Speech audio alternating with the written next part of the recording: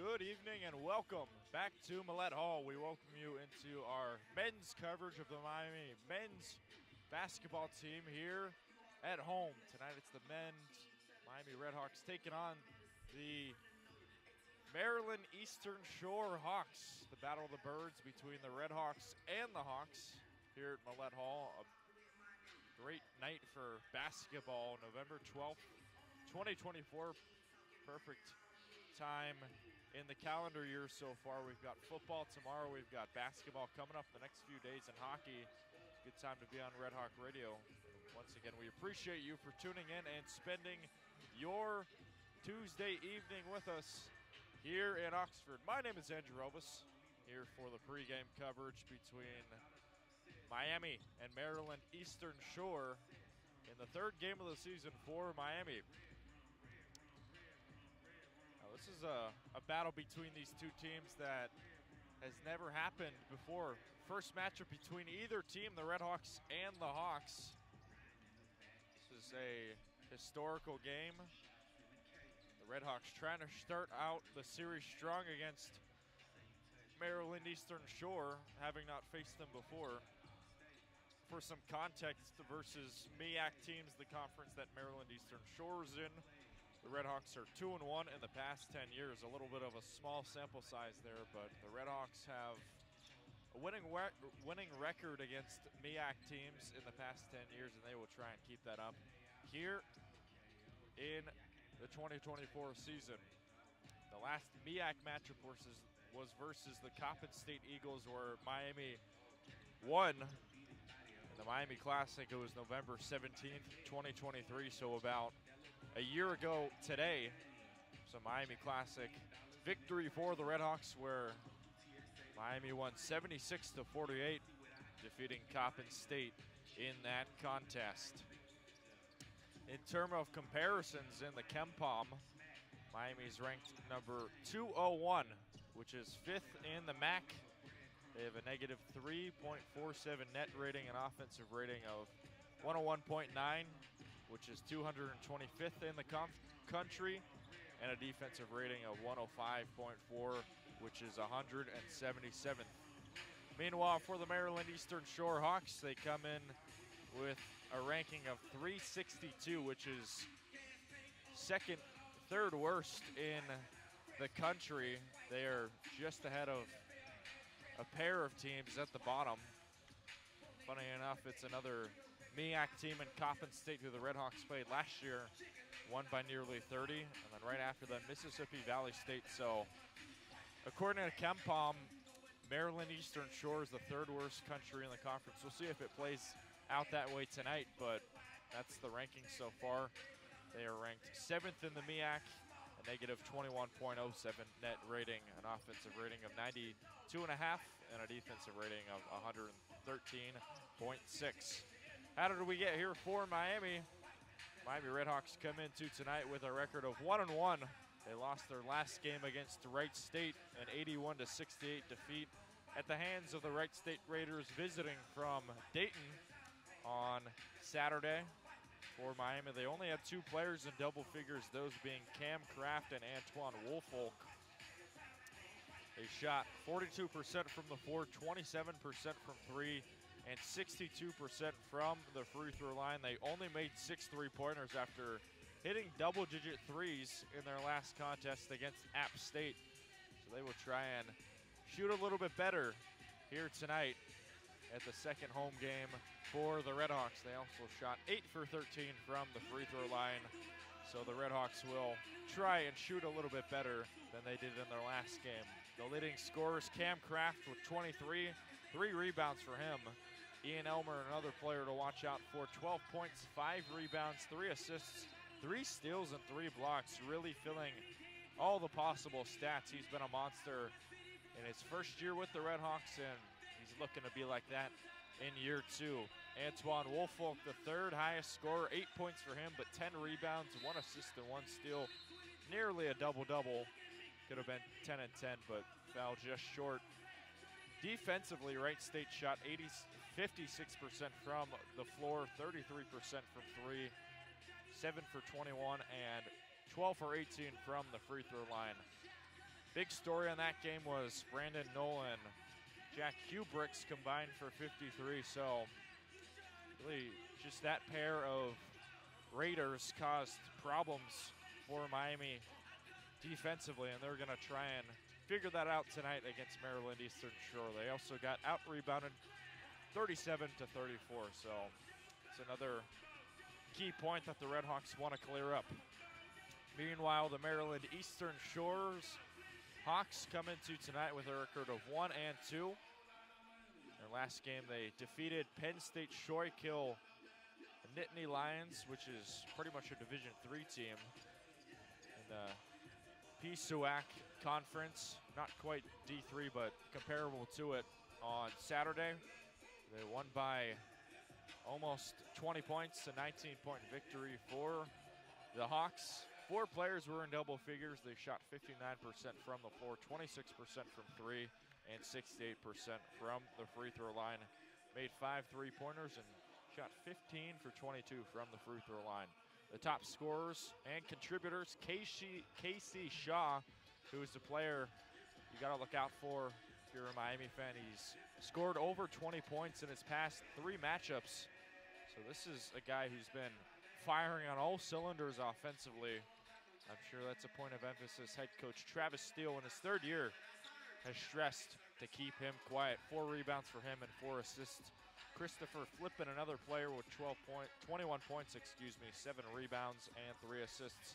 And finally, Jose Quillo with 14 points, 1 rebound, 4 assists, and 1 steal in that game against the Nittany Lions. They kept Penn State Schuylkill to 46% from the floor, 35% from 3, and 23 for 31 from the free throw line. It's also interesting to look at. They got out-rebounded 27 to 23. So one factor that could play a big part in this is the boards. If the RedHawks can get out fast and out-rebound the Hawks, this could be a nice little victory for the RedHawks. Just gotta play it out as we get there. Now these two teams last year, the RedHawks were 15 and 17 overall, 9-9 in the MAC, which was 7th best. They faced off against Akron in round 1 of the conference tournament, and they fell 63 to 75. This is a team that's looking to continue rising in the MAC, and they're trying to make the MAC tournament for the 3rd year in a row under Travis Steele. Certainly off to a hot start, adding transfers Peter Suter, Cam Kraft, Antoine Woolfolk, and Dan Lures, all of them Division I transfers. A few freshmen here and there that are contributing early. Luke Skowjak is playing really well, along with some other faces. Jack Sauer, another player we haven't seen yet. Brant Byers, another player who's carved out a considerable role for the RedHawks this year. Meanwhile, for Maryland Eastern Shore, last year they were 9-20 overall, 4-10 in the MEAC, which was 2nd worst. They made the conference tournament but lost 87 to 81 versus NC Central, the Eagles, in round 1. This team lost everyone last year. They lost 13 players, 0 returners, but they added a bunch of players in the transfer portal, most notably a few Division II players and JUCO players. Few Division I transfers in Evan Johnson, a UNC Asheville Bulldog from the Big South. Jalen Ware, an Austin P. Governor transfer from the ASUN, among other players. It's an interesting roster combination, and they would try and get it to work here at Millett Hall in game number 4. The top stat contributors for the RedHawks, Cam Kraft leading the scoring with 19.5 points per game, 1.5 rebounds, shooting 53% from the floor and 58% from the 3-point margin. Ian Elmer and Peter Suter both tied for 2nd with 10.5 points per game. The leading rebounder is Antoine Woolfolk, averaging 7.5 a game. Top dish distributor Peter Suter, the Bellarmine transfer, 3.5 assists for him, along with Makai Cooper, 2.5. Top stealer is Makai Cooper, averaging 3 a game. Interesting to look for him. And Ian Elmer 1.5 blocks per game. Top three-point shooter, obviously, is Cam Kraft, but the top shooter is Antoine Woolfolk, shooting 69% from the floor. Meanwhile, going to Maryland Eastern Shore, this is a player that the RedHawks need to look out for. It's K.C. Shaw, averaging 24 points per game, 5.3 rebounds, 3.7 assists, while shooting 48% from the floor, 65% from the free throw line, and 40% from deep. Another player to monitor, Christopher Flippin, 16 points per game, 8 rebounds, nearly a double-double for him, 2 assists, 75% from the floor, 60% from the charity stripe. The combination of Shaw and Flippin are players that could carve out a big role for the Maryland Eastern Shore Hawks this season in the MEAC Conference. And finally, the third leading scorer is Kyrell Shaw, brother of KC. 23 minutes of action for him, 10 points per game, 2 rebounds, 3 assists, while shooting 36% from the floor, 100% from the free throw line, and 33% from the three-point line. We'll look at the top games going on tonight across the nation. Game that is already underway in the State Farm Champions Classic, 1 of 2 in Atlanta at State Farm Arena. Game number 1, it's Michigan State versus Kansas. The Spartans versus the Jayhawks on a neutral site game.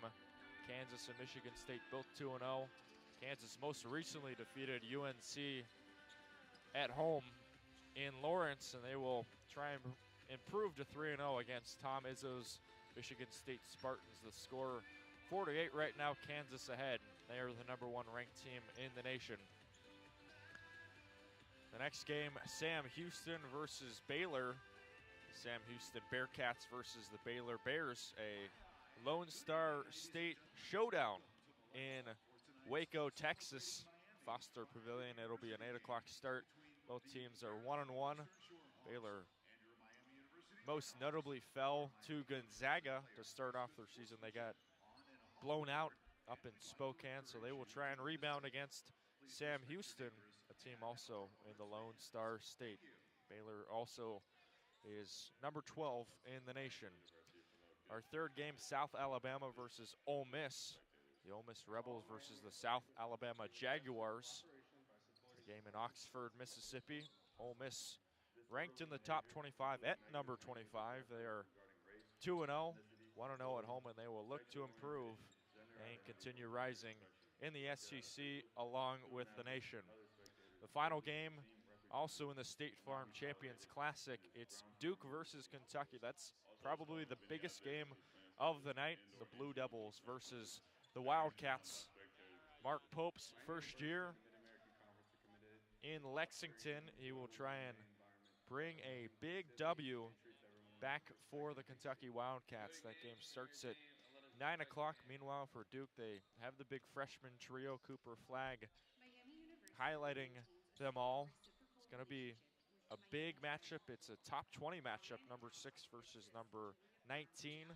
These two teams are both 2-0, so we shall see if the number 6 ranked Duke Blue Devils can take down the Kentucky Wildcats. Game starts at 9 o'clock. We'll look at the MAC matchups coming up. Pretty decent slate this evening. First game is Monmouth versus Northern Illinois. That game will tip off at 7 o'clock. Monmouth currently 0-2. They will try and rebound against the Northern Illinois Huskies, who are 1-1 in the MAC. That game will be up in DeKalb. It'll be the Monmouth Hawks versus the Northern Illinois Huskies. 1-1 for Northern Illinois and 0-2 for the Monmouth Huskies visiting up in NIU. Another game at the 8 o'clock slate. It is the Ohio Bobcats on the road facing off against the Illinois State Redbirds. Game up in Normal, Illinois. Both those teams 1-1 respectively. Illinois State most recently defeated North Dakota State 77-68, and OU defeated UNC Asheville 82-76. So these two teams both looking to improve to 2-1, and that'll be an interesting matchup between two solid teams. One in the MAC, the Ohio Bobcats, and the other in the Missouri Valley Conference in Illinois State. Final matchup in the MAC slate, it is Akron versus St. Mary's. This is probably the best matchup in the MAC. The Akron Zips versus the St. Mary's Gales. St. Mary's had a great year last year, and they are looking to build off of momentum up in Northern California. It'll be a 10 o'clock start out in NorCal. Akron 1-1 on the season so far. Meanwhile, St. Mary's 2-0. Akron last won 88-57 a few days ago. Meanwhile, St. Mary's won 86-74 on top of Chattanooga up in NorCal. Once again, a 10 o'clock start at University Credit Union Pavilion up in Moraga, California. So 3 straight home games to start out for the St. Mary's Gales in the WCC, facing off against the MAC team in the Akron Zips. We'll shift it back and we will talk about the keys to the game here. The RedHawks versus the Hawks, the Battle of the Birds here. This is going to be an entertaining matchup here in Oxford in Millett Hall. How can the RedHawks keep the Birds quiet? First of all, the RedHawks need to keep the man Casey Shaw quiet. Casey Shaw has been a problem for teams in his past 3 games. Once again, averaging 24, 5, and 4, and shooting 48% from the floor, 65% from the free throw line, and 40% from 3. RedHawks need to limit this man if they want to continue surging. They fell in a close matchup against Wright State, so that's going to be the #1 priority.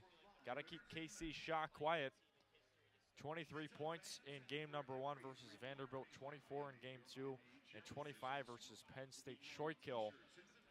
So this is a guy that continues ascending, and the RedHawks need to keep him quiet. I expect, since he's a little bit smaller of a player, 6'5", that the RedHawks can potentially shift on Eon Elmer to him. Elmer's a versatile defender, and that'll probably be the biggest matchup between those two players so far. Christopher Flippin, another player to monitor, 16 points for him, 8 rebounds. That'll probably be Antoine Woolfolk on him. Woolfolk is a very physical defender, and I expect him to make life tough on Christopher Flippin here in his game #4. Another storyline to look out for. The RedHawks currently averaging 35 rebounds a game.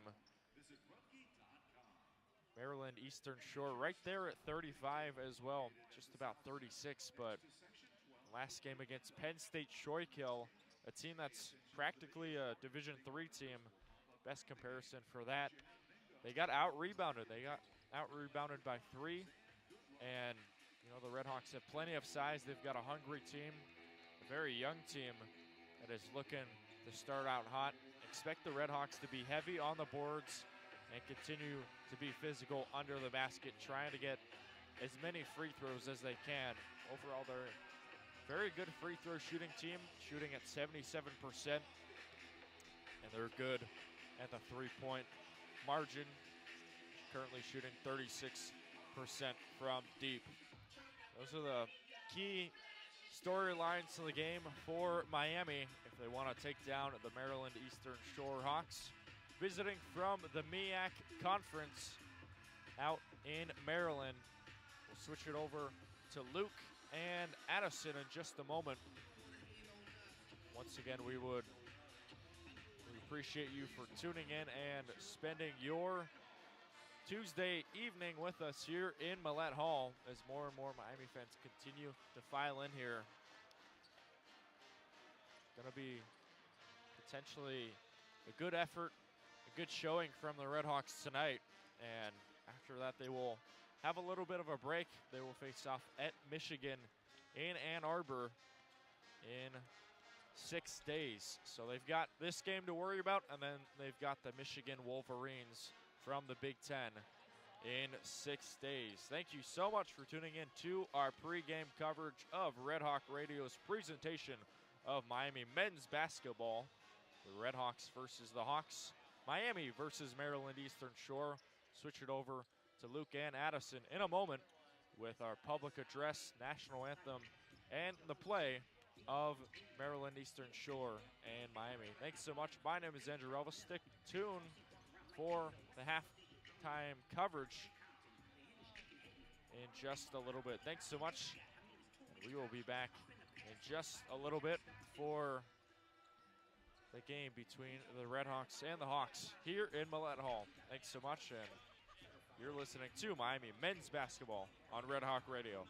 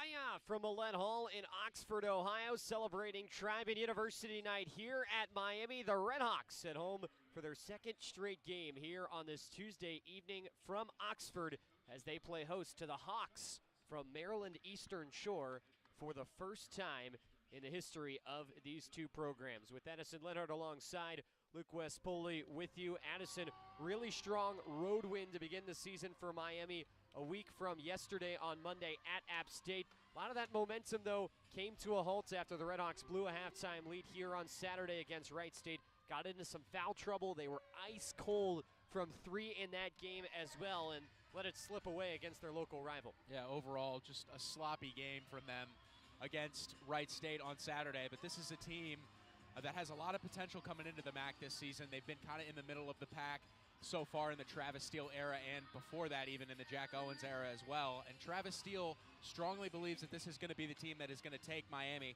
to the top of the Mid-American Conference, and it's easy to see why when you look at the three transfers that Steele was able to bring in the offseason. That's Cam Kraft, Peter Suter, and Antoine Woolfolk, the big three for this team. Kraft and Suter make it go offensively, and Antoine Woolfolk great at holding down the paint in the middle. This is a Miami team that's got a lot of talent and a lot of depth, and they've got a chance to do some special things, but they have to get more consistently offensively throughout the course of the season if they want to do that. For Maryland Eastern Shore, really don't know what you're getting. First-year head coach Cleo Hill Jr., experienced HBCU basketball coach, previously an assistant in the MEAC in North Carolina Central, most recently won a CIAA championship at Division II Winston-Salem State, but Addison, not a single returner on this UMES roster. They went the JUCO route, they went the Division II route to grab some transfers as well, and a lot of players on here that do not have experience here playing Division I, but despite that, Maryland Eastern Shore hasn't looked bad. A team that won just 9 games last season, a 1-point loss on the road, and a tough place to play at the Palestra against a good Penn team, and most recently getting their first win of the season on Saturday against a team out of the USCAA in Penn State Schuylkill. Yeah, certainly, and a team that, as you described, cobbled together pretty much in the offseason by first-year head coach Cleo Hill Jr., and they're led offensively by Katron Shaw, who's scored over 23 points per game in each of the first 3 contests so far for Maryland Eastern Shore. He's a talented shooter. He can get downhill and finish at the basket. Miami is going to have to hold him in check today in order to not suffer an upset loss. Head coach Cleo Hill brought Katron Shaw in from Winston-Salem State, and his brother committed to the Hawks. He's a freshman on the roster this year. We're all set to go here from Oxford. Starting lineups for Maryland Eastern Shore, they go with Katron Shaw along with Cardell Bailey, Jose Coelho, Maurice Vassell, and Christopher Flippin for the RedHawks. They will go with the same starting 5 they have through the first couple games this season. It's Ian Elmer, Cam Kraft, Peter Suter, Makai Cooper, and Antoine Woolfolk. Miami wearing their Tribune University uniforms here tonight. Cream-colored uniforms with gray pinstripes up and down. They've got the tribal logo on the shorts and the left shoulder, red numbers on the front and back, and the script Red Miami across the front. For Maryland Eastern Shore, gray uniforms with maroon numbers and a maroon Hawks in text across the front, and the old Western style font. RedHawks moving left to right, Hawks right to left.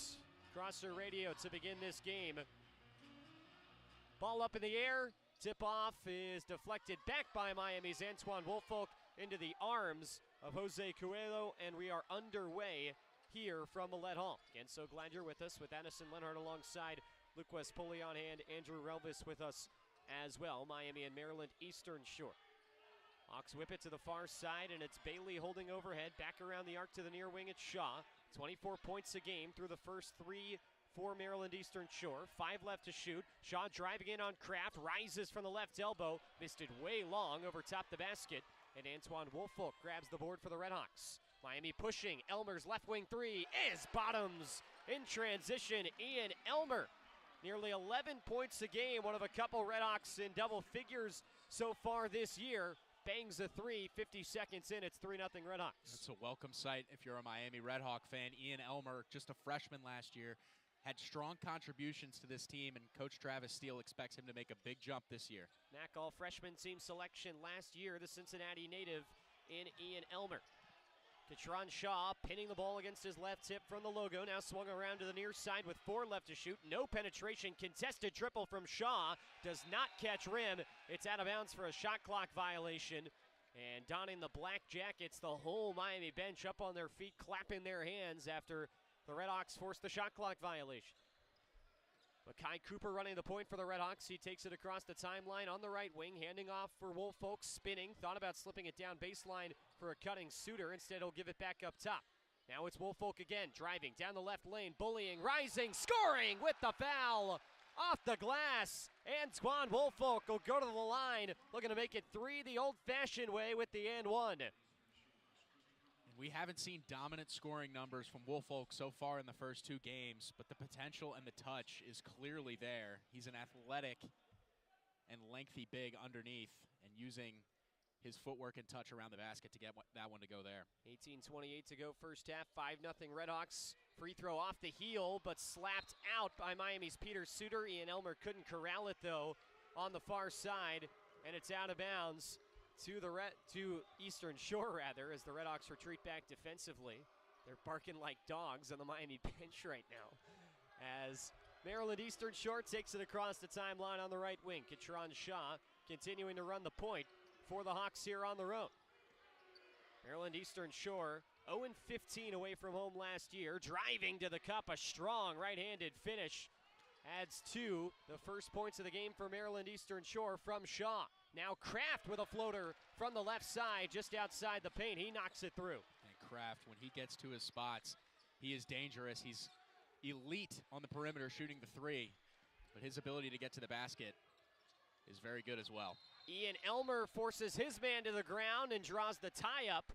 Possession arrow is in favor of Miami, and so it'll be RedHawk basketball. Elmer just reached in to grab the deflection, and that sent Cardell Bailey tumbling down to the floor. Elmer then tied him up, won the RedHawks the ball back. 17:48 to go first half. It's Miami 7 and Maryland Eastern Shore 2. Makai Cooper with a waist-high dribble. Heels on the edge of the M logo. Feeds Suter, needling down the paint, kicks near wing, Kraft's 3 from there. Too strong, tap back Suter off the inside part of the rim, won't fall. And the rebound plucked off the floor by Coelho. Jose Coelho flings to the far side for Shaw, accelerating now, stopping just outside the arc with Ian Elmer on him. To the far wing it goes, Bailey trying to cross through, slashing into the paint, double covered, gets the shot up and is fouled. Antoine Woolfolk does not like the call. Believe he's going to be whistled for it and is, and that will send Cardell Bailey to the free throw line. 2 minutes and 45 seconds in with his team down 5. Defensively against Wright State, Miami really struggled switching ball screens against the Raiders, and Maryland Eastern Shore has got some dynamic guards on the perimeter that can put some pressure on Miami in those ball screen situations. Just too many times big guys getting matched up with guards against Wright State. Miami has to address that. Bailey with his first free throw miss of the season on the front end. Now the second shot in the air. And that rattles off. An 0 for 2 trip for Bailey as Ian Elmer soars up for the rebound. Cooper feeding ahead for Suter. Overhead pass finds Elmer in the far corner. Pulling it back down. No look pass to the near wing. Kraft fakes the 3, drives, and whips back to the exterior. Suter to Kraft in the near corner, back up top for Suter, crossing the M, dribbling between his legs and pushing the ball to Cooper, and now Elmer on the far wing. 6 to shoot, Elmer tries to force one into the paint. It's batted away by Flippin. Maryland Eastern Shore running the floor, but a deflection from Ian Elmer prevented the Cardell Bailey pass from getting into the paint like he wanted to. It's out the baseline, and that is where the Hawks will inbound as Miami brings in a slew of substitutions. Luke Skaljak into the game for the RedHawks, along with Evan Ipsaro and Jackson Katecki. A freshman and 2 sophomores on for Travis Steele. 16:45 to go, first half. Miami still leading Maryland Eastern Shore 7-2. 3 field goals from 3 different scorers for the RedHawks thus far.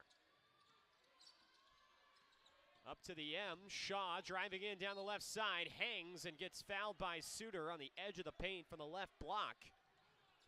And he'll go to the line.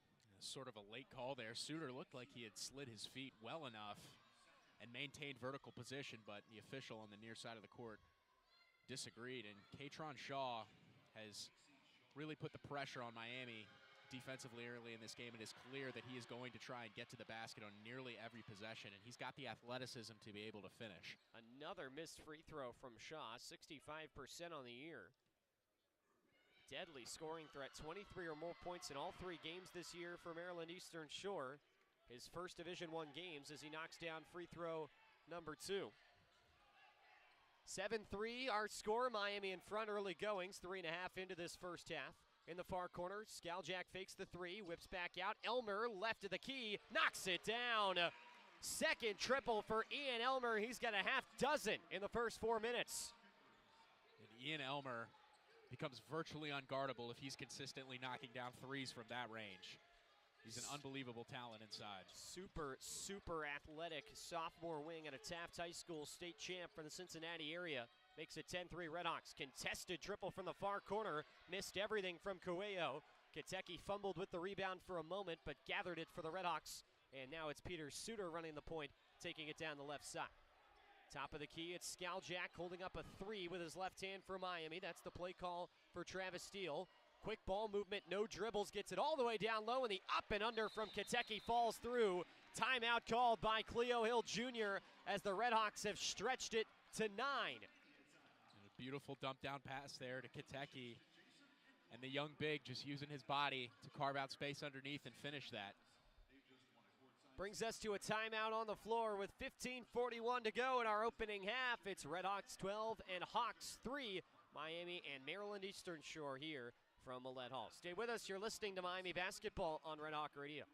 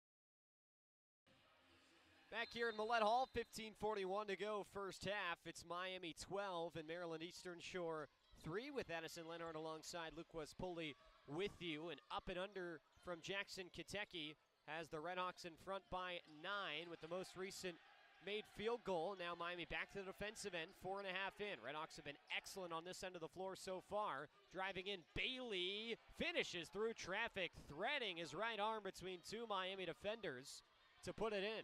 Unbelievable concentration there by Bailey. Sort of split both defenders in midair and was able to flip that one up on the rim and in. Ipsaro up top for the RedHawks. He feeds Byers on the near wing. Whip to the far corner. Skaljak's 3. Yes, sir. Luke Skaljak, the freshman, knocks down a tray from the corner. Already the 3rd triple in for Miami in this first half. And that stretches the lead to 10. 5 minutes and 10 seconds in. Skaljak has been so impressive these first 3 games. A true freshman, you can clearly see the trust that Coach Steele has built in him already young in his career. He's got the ability to get to the basket. His mid-range game is arguably the best of all the guards on this Miami squad. Skaljak will pick up a foul here away from the ball.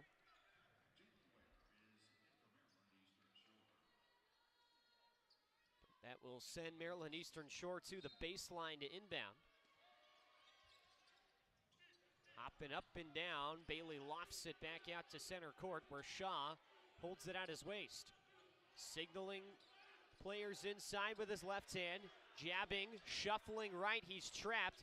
Finds his man in Ware down the left side, and he hits the triple. Jalen Ware, the grad student, Austin Peay transfer, with the first three in for Maryland Eastern Shore, and it's a 15-8 ball game with 14-14 to go in the opening half. Ipsaro thought about it.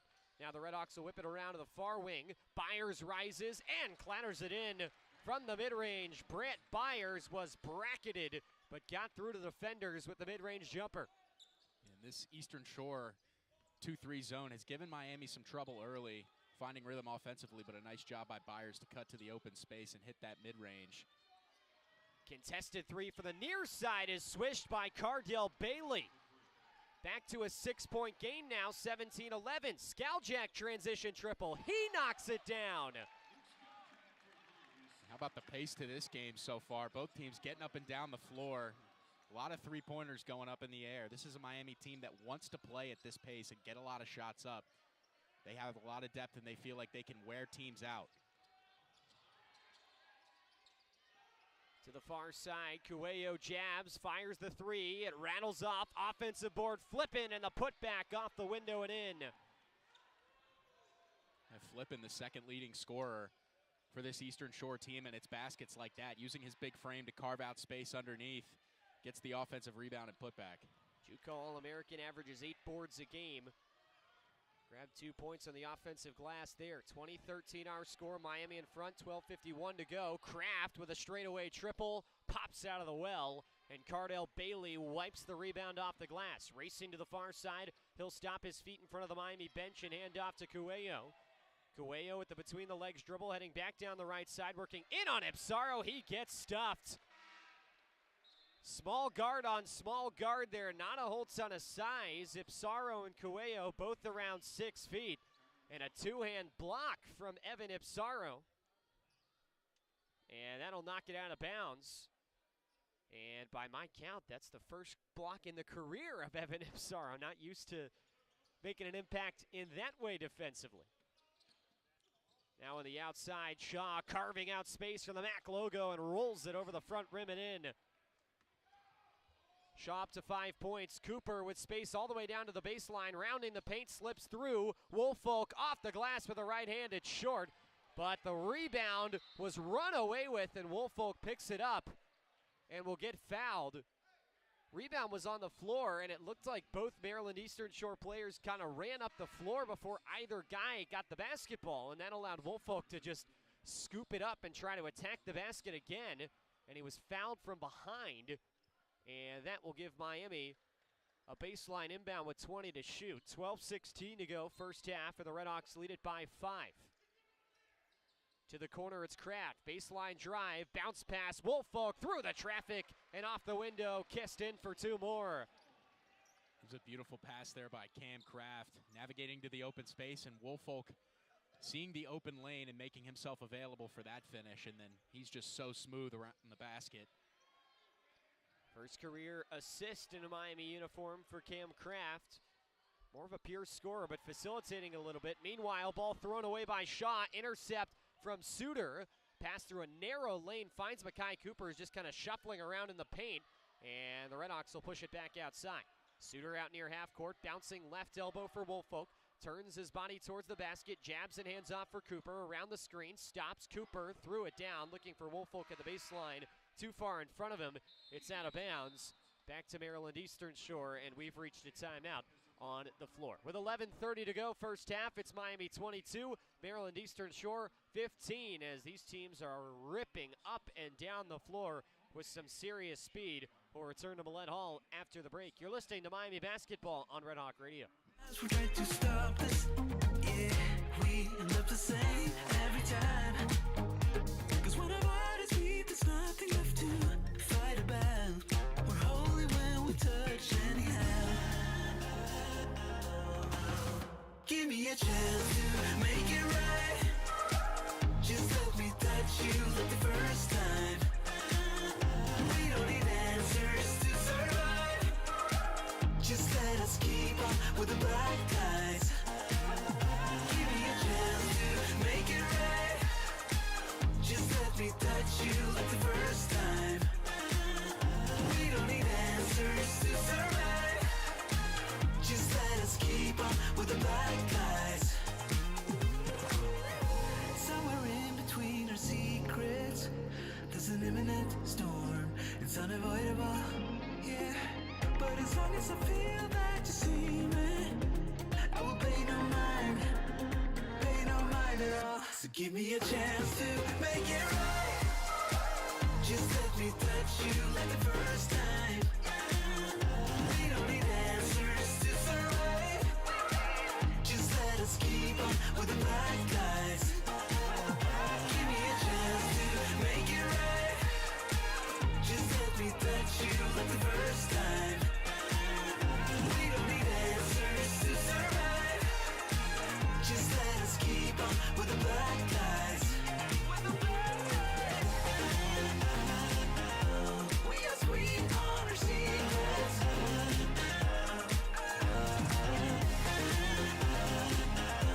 Telling black guys to keep them.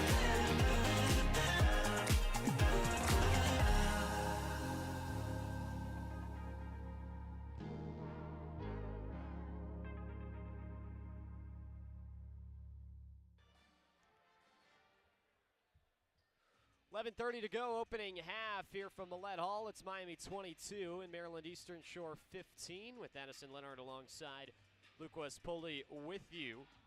Early leading scorers for the RedHawks, Luke Skaljak and Ian Elmer. They've both got a pair of three-pointers as Miami's 4 for 6 from deep. And they lead by 7. Lead was as much as 10 here in this first half. Hawks back to the offensive end. It's Katron Shaw. He's got 5 points so far in the game. Leading scorer for Maryland Eastern Shore dumps off into the near wing. It's Bailey with Kraft on him, arms in the air, back out near half court. 4 left to shoot, contested triple from Shaw. Line drives in. Not much arc on that shot, but Shaw buries the 3 to get it back to 4. There's not much you can do about a shot like that, and Shaw able to get great elevation on that jumper and just sneak it over the outstretched arm of the defender. And he's had a really nice game so far, showing off the full arsenal. Woolfolk trying to get underneath. He got blocked and deflected back off him out of bounds. And so Maryland Eastern Shore will get the ball back. Ian Elmer back onto the floor for Miami, and we see the first appearance of the season for Reese Potter, the big 7'1" sophomore from Lexington, Kentucky. Played in 26 games for the RedHawks last year, started 11 of them mostly towards the tail end of the season. Did not play last week in either of the opening games for the RedHawks. 10:28 to go first half. RedHawks lead it by 4. On the corner of the M, Kyrell Shaw, brother of Katron, the leading scorer for Maryland Eastern Shore, plays it to the near wing. It's Bailey crossing back and forth on Kraft. Step back 3 off the heel, and a physical rebound ripped out of the pile by Ian Elmer for Miami. Up ahead, it's Cooper pushing back for Elmer. He catches at the belt, and now it's Pete Suter in front of the Eastern Shore bench. Playing catch with Potter. Suter has a catch and shoot 3. He hits it. Suter didn't hit a 3 against Wright State. He's a really talented shooter from the perimeter. He can get downhill and use his body down low. He's a real offensive weapon that needs to be consistently good for this Miami team to have a lot of success. 0 for 3 from deep on Saturday. Lead back to 7 for the RedHawks. Corner 3 from the far side. That swirls in for Kyrell Shaw. Miami just struggling to rotate over to the three-point shooters for Maryland Eastern Shore right now. And Miami has really played well so far in this game, but the Hawks are hanging around quietly. Ian Elmer's 3 try hit off the rim. A long rebound deflected past 2 RedHawks and into the arms of Shaw, running the floor and gets fouled with the athletic move towards the basket. Ducked underneath the block and drew the contact. He'll go to the free throw line. And Maryland Eastern Shore really just forcing the issue against this Miami defense, putting a lot of pressure on the rim right now. An aggressive approach. They're taking a lot of threes, and they're taking a lot of straight line drives, forcing Miami to meet them at the rim and defend.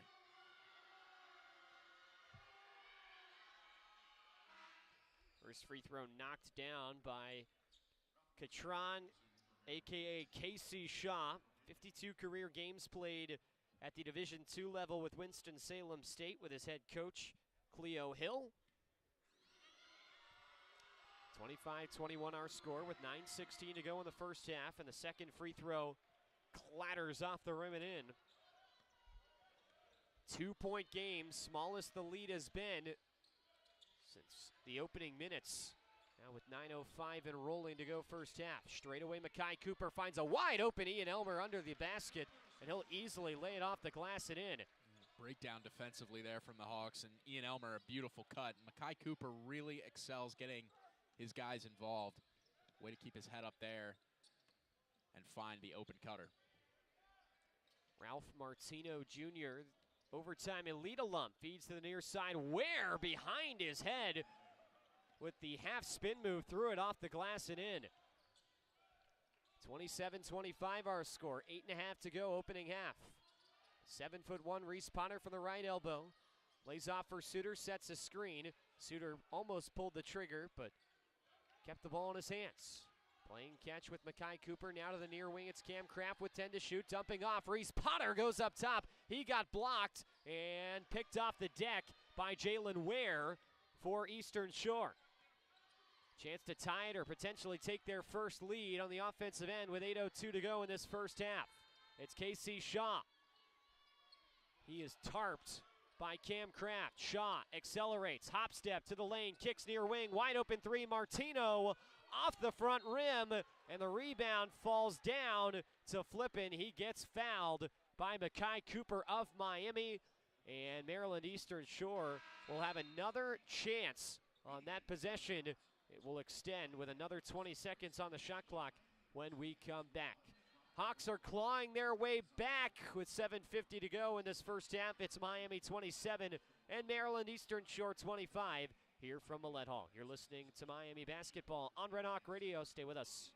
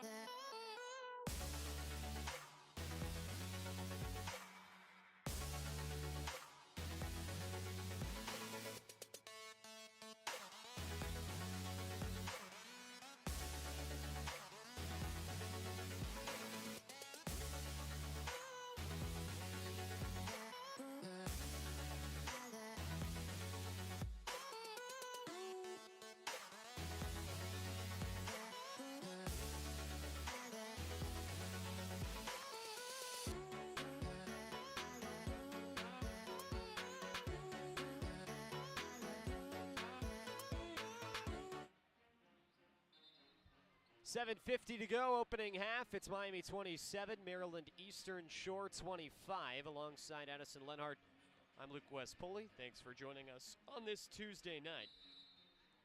Chance to tie or maybe take their first lead for Maryland Eastern Shore. Off a foul on the offensive glass, but off the inbound, Kyrell Shaw shuffled his feet on the attempt to drive. He's called for the travel, and the Hawks will cough it up. It is their fourth turnover in the early goings here, and that will give the ball back to Miami with 7:48 to play in the first half. Kai Cooper remains on the bench for Miami. RedHawks normal point guard. Instead, it's Evan Ipsaro running that role right now. He inserts into the post for Woolfolk, and on the drive in, he gets fouled on the floor. Woolfolk bullying his way through, and the foul is against Maurice Vassell, the freshman from Brooklyn. Baseline inbound on the near side, coming up for Miami. Evan Ipsaro providing it. Surveys, pushes a 2-foot pass in for Woolfolk, who ducks his way free, got a good look, but missed the lay-in off the heel of the basket. And the rebound is pulled out by Casey Shaw for Maryland Eastern Shore. Shaw averaging 24 and 5, along with nearly 4 assists a game here in the early goings of the season. This is game 4 for Eastern Shore. Shaw straight away between the legs on the dribble. 8 left to shoot. He'll rise and fire, and well short. Didn't even catch the rim. Out of bounds off the baseline. The air ball from Shaw gives it back to the RedHawks. Miami, these last couple possessions scoreless the last 2 minutes of play, and we saw some stagnation offensively deep into that second half against Wright State after a nice start to that game. Similar story today for the RedHawks. Miami led by 3 at half, ended up losing by 13. Woolfolk to the inside, got hacked, got fouled, and another baseline inbound coming up for the RedHawks. They'll get Ralph Martino Jr. on the foul for Maryland Eastern Shore.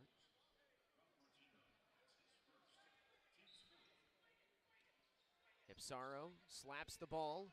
RedHawks ring it around to the far corner. And now back up straight away, it's Suter. To the far side, Skaljack. Holding next to the script, Miami across the chest of his jersey. Finds Suter left elbow, jumper from there. Pops off the heel and no good. Cleaned up. Antoine Woolfolk grabs the offensive board, and the putback drops in to extend the Miami lead back to 4. 6:25 to go first half. It's 29-25 RedHawks.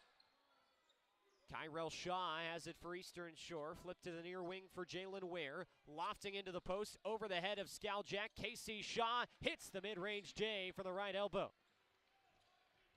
Maryland Eastern Shore is just taking advantage of one-on-one matchups. They can find Casey Shaw on smaller defenders, and they're taking advantage when they get those switches. Ipsaro's pass intended for Woolfolk. He tried to scoop it to him, and it was knocked away. And now Maryland Eastern Shore pushing. They trail by 2. Just like that, Casey Shaw up to 12 points after being largely held off to begin. Now his brother Kyrell Shaw tries the 3 from the corner. That's off the inside of the rim and out. Long rebound secured by Evan Ipsaro outside the arc for Miami. He'll take it down the right wing across the timeline. Now Suter, deep 3.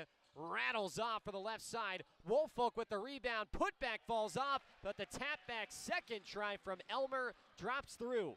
And Antoine Woolfolk, his offense underneath is really, his rebounding underneath rather, is really providing some second chance opportunities for Miami, who have really stalled offensively and are having trouble getting looks in the half court right now. RedHawks leading by 4 with 5:03 to go first half. With his back turned, Vassell backing in, bounces it back outside for Ware. Flip to the far wing, shot to the corner. Martino Jr.'s 3, way long, again missing everything. And the rebound on the weak side by Antoine Woolfolk for the RedHawks. Woolfolk up to 4 boards. Suter, meanwhile, tries the drive, fadeaway jumper, kissed off the window and in.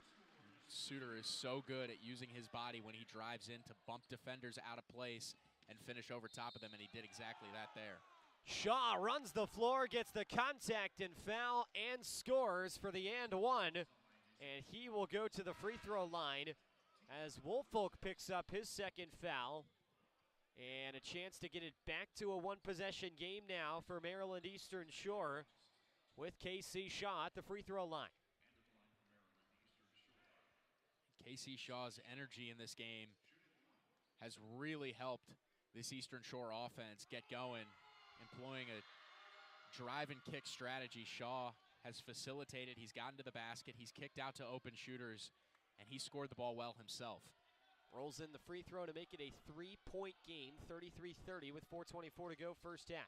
Byers to the corner, Crafts three, missed short. Ipsaro at the offensive rebound, and the small guard puts it back in the cup for two. And Ipsaro, they love his heart, they love his toughness, and he plays bigger than his frame would suggest.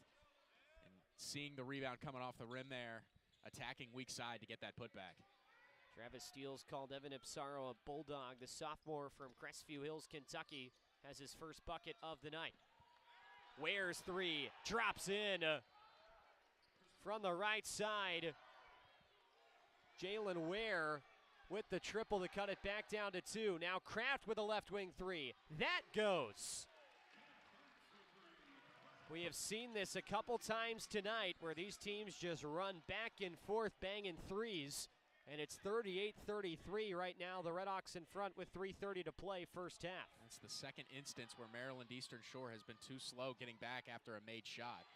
Potter with the block. He tacks Shaw's shot against the backboard.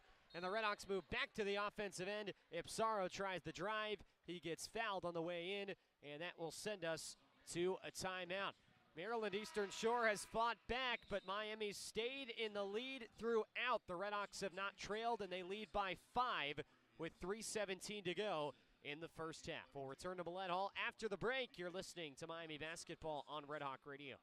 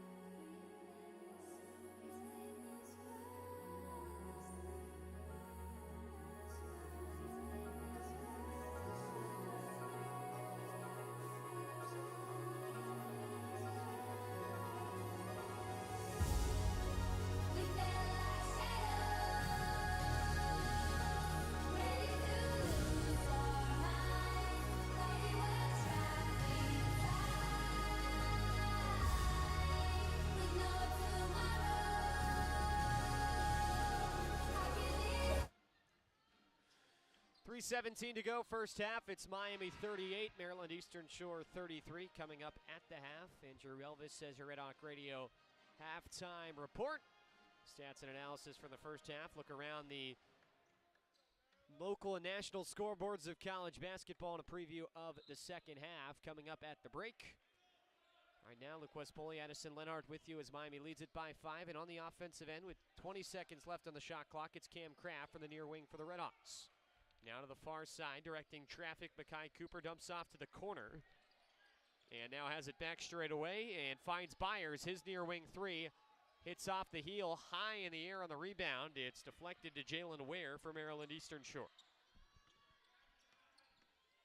KC Shaw rounding to the far side with Kraft on him. He'll scoop it to Bailey from the corner. Bailey sidesteps in from the exterior of the paint. He knocks down the jumper. This is a crucial 2.5 final minutes of the half. If you're Maryland Eastern Shore, who have managed to stay competitive in this game despite being heavy underdogs, and that can all go to waste without finishing the half strong here and building some momentum going into the break. 3-point game, RedHawks in front. Ipsara with the blow-by, finds Cooper in the corner for three. Oh, it pops out. Offensive rebound tapped out, though, to the edge. Kraft with a left wing triple. That's off the mark, and the rebound pulled away by Jalen Ware. Looking to run the floor. Alley-oop up top, slammed down by Christopher Flippin. Now the RedHawks looking to run underneath the 7-footer. Potter can't finish at the cup. Shaw released, one-on-one, Euroing in, and an offensive foul. He bowled over Evan Ipsaro, and the RedHawks will draw the charge to stay in front for the moment. It's 38-37 with 1:48 to go in the first. It's a great play there from Evan Ipsaro to get in position to take that charge, but Miami right now is just getting out-hustled by Maryland Eastern Shore, who is pulling down offensive rebounds and getting out in transition. This Miami team, slow to get back on defense, have surrendered a few opportunities to the Hawks, and they've managed to get this down to a 1-point game as a result. 38-37 RedHawks. Suter straight down the center of the paint. Hop step back outside. Extra pass to the corner. Kraft inside the arc. Long two is good. He's such a talented scorer off the dribble. As we said, when he gets to his spots, he can be deadly. Getting to the basket and out on the perimeter, but there you see him putting it on the ground and finishing from the mid-range. 9 first-half points for Cam Kraft. That is just thrown away by Christopher Flippin. He was just kind of holding the ball and threw it really to nobody, about 20 feet in the air to the far corner. Ball almost ended up in the first row of the stands, which at Millett Hall with the track between the court and the spectators is hard to do. 3-point game, minute 10 left to go. RedHawks back to the offensive end. It's Cam Kraft. Right elbow extended, now backing out towards the top of the key. Kateki's just going to trigger and knock down the long two. Foot on the line for Jackson Kateki, so it's a 2, but no hesitation from the sophomore to move it back to 5. It's 42-37 RedHawks. Now Bailey slashing across the paint. High ball off the glass. He got whacked on the arm and fouled. Ball rolls off the rim. But 2 shots coming at the line for Cardell Bailey as Cam Kraft commits the foul. Maryland Eastern Shore has just found a way to answer each Miami punch that they've been able to throw in this game. And you can see the frustration from the coaching staff on that Miami sideline. And Coach Steele certainly, this Miami team not finishing the half the way he would have liked, especially with the way they started shooting so well. We're able to build that Big 12-3 lead. Things have just kind of stagnated since then. First free throw put in the bucket from Bailey. Coming off an 11-point performance in the win on Saturday. He's already got 8 points here in the first half, but he misfires on the second free throw. 43 seconds left to go. Maryland Eastern Shore applying a little bit of press. If Miami hurries here, they can get a 2 for 1. 37, 36, 35. Doesn't look like the RedHawks will get it. Suter backing in, now accelerating, high shot off the glass from 5 feet out. Bounces out of bounds as he missed it, and it will go to Maryland Eastern Shore with the shot clock going dark. 29.4 seconds remaining in the first half. So impressive when Maryland Eastern Shore's done. Down 4 here on the road, just 8 players dressed for the Hawks. And they've got a chance to maybe cut this to as small as 1 at the half. They're going to hold for the final shot. 13 left to play opening half. KC Shaw, cross for Bailey on the near wing. Now Shaw, back turned at the free throw line. Backs out straight away with 5 to go. Feeding to the far wing. Mid-range jumper for Cuello is short. 2 seconds and 1. Elmer steps up and fires off the mark with the half-court heave at the buzzer. And the first half comes to an end here from Oxford. High pace, high offense at times. Miami slowed down a bit, though. And a lead that was as much as 10 ends up at 4 at the halftime break. It's Miami 42 and Maryland Eastern Shore 38 after 20 minutes here from Oxford. Pretty good start, Addison, for the RedHawks. They led 15-5 just about 5 minutes into this game, which was pretty much right where Miami wanted to be. It felt like at that point, coming out of the under 16 timeout, the RedHawks had a chance to really make a push and start to move the game into blowout territory. But credit to Maryland Eastern Shore battling back on the road. Now we've got a game at the half. Yeah, and it's been really the story so far early in the season for Miami is their inability to sustain full halves of excellent offensive play. And as you said, they started off so well, had a real chance to stretch this lead out at that under 16 media timeout. Started off 5 for 7 from 3, and again, the shot making just not what it needs to be deep into that second half. 1 for 7 for their last 7 3-pointers. This Miami team is going to have a lot to talk about at the half, specifically on offense, but defensively as well. This Maryland Eastern Shore team really putting a lot of pressure on them, driving to the basket, kicking out to shooters. And Coach Steele is going to have a lot to say to this group in that locker room during this break. Maryland Eastern Shore shot 54% from the field, 46% from 3 in the first half, and trailing by just 4 at the break. Addison and I will be back with you in just over 10 minutes' time for the second half. For now, we send things over to Andrew Relvas, who's got your Red Hawk Radio halftime report starting right now. Thanks, Luke. Thanks, Addison. Yeah, just a difficult first half here in Oxford. Miami only ahead of Maryland Eastern Shore by 4 points. The score 42-38. This was a really fast game. It was kind of a boat race between these two teams, the Birds, the Hawks, and the RedHawks. Here on a Tuesday night in mid-November, the top scorers for the Maryland Eastern Shore Hawks. Casey Shaw, no surprise for him, 15 points, 5 for 7 from the floor, 1 for 2 from 3, and 4 for 5 from the free throw line. He is well onto his way to capturing his 4th straight 20-plus point performance. It's even more impressive since he's on the road, and he's continuing to build. Played the entire first half, 20 minutes for him, 1 rebound, 3 assists, and 1 steal to add on to his 15-point performance. The second leading scorer, it's a tie between Bailey and Ware. For Bailey, 8 points for him, 3 for 4 from the floor, 1 for 2 from 3, along with 1 for 4 from the free throw line. A rebound, an assist, and a steal. Solid minutes for the guard, Cardell Bailey. Good numbers for him, and right behind him is Jalen Ware. 8 points for him, perfect from the floor and the free throw line. Excuse me, from the three-point line. 3 for 3 from the floor, 2 for 2 from the three-point line. 3 rebounds and 1 steal. The leading scorers, Shaw, Bailey, and Ware of Maryland Eastern Shore. Meanwhile, for Miami, they've got 1 player in double figures. That's Ian Elmer. 10 points for him, 4 for 5 from the floor, 2 for 3 from deep, 5 rebounds, 1 assist, and 1 steal. Good numbers for him in 13 minutes.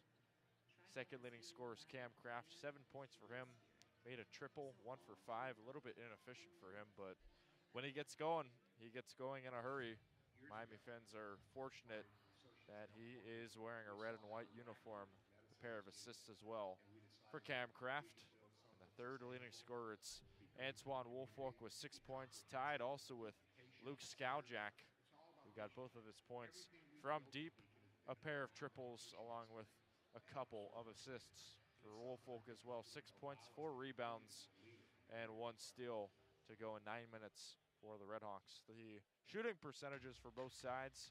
The Maryland Eastern Shore Hawks, 14 for 26. That's good for 54% from the floor. 5 for 11 from deep, 46%. And 5 for 9 from the free throw line. That is 56% from the free throw line. The last game against Penn State Scheuchel, they made 5 3-pointers, so they're already up to that margin, 5 for 9, shooting much better than they did in that game out at Maryland Eastern Shore. Meanwhile, for Miami, the percentage is 18 for 32, 56% from the floor, 6 for 14 from deep, 43%. And they've only attempted 1 free throw, a little bit surprising from Antoine Woolfolk. Only 6 personal fouls to Miami 7. So we haven't seen a ton of free throws in favor of Miami, but that could potentially be an adjustment that Travis Steele wants to make, attack the paint and get some shots at the charity stripe. That could for sure slingshot Miami even further ahead of the Hawks visiting from Maryland Eastern Shore. We'll look at some scores from across the country, the top 25 and the MAC. Top 25 scoreboard currently in the second half, 34-32. Kansas ahead by a pair against Michigan State. Kansas, of course, the #1 ranked team in the country. Jayhawks just narrowly ahead on top of Tom Izzo's Michigan State Spartans in the State Farms Champions Classic. The leading scorers for both teams, Dickinson for Kansas, 17 points. He's got half of the Jayhawks' points, 6 rebounds and 3 steals. Meanwhile, Richardson, 8 points for the Spartans. It's the only other game going on in the top 25, of course. It's Sam Houston versus Baylor. That one beginning at 8 o'clock. Baylor trying to improve to 2-1. So are the Sam Houston Bearcats in a Lone Star showdown at the Foster Pavilion, tipping off at 8 o'clock. South Alabama versus Ole Miss set to begin also at 8 o'clock in Oxford, Mississippi at the CM Tad Smith Coliseum. The Ole Miss Rebels looking to improve to 3-0 in the nation, excuse me. And lastly, probably the biggest game of the night, it's the Duke Blue Devils versus the Kentucky Wildcats. Top 20 matchup, the #6 ranked Duke Blue Devils facing off against the #19 ranked Kentucky Wildcats at State Farm Arena in Atlanta. Should be a fun one, and the winner of that will improve to 3-0. We'll see if Mark Pope's Wildcats can pull off of an upset against the Duke Blue Devils in Atlanta. Should be interesting to monitor. We'll see what happens in that matchup. A look in the MAC. Good amount of games going on here for the Mid-American Conference. Monmouth currently trailing NIU. Monmouth ahead of NIU in the KenPom. NIU projected to finish near the bottom of the MAC, but this could be a nice little win at home if the Huskies can hold on against Monmouth up in DeKalb. The score is 40-34. Butler of NIU has 13 points and 3 blocks. Meanwhile, Bashir of Monmouth, 16 points for the Eagles. Pair of games that have yet to begun. Talked about it earlier, but Ohio versus Illinois State.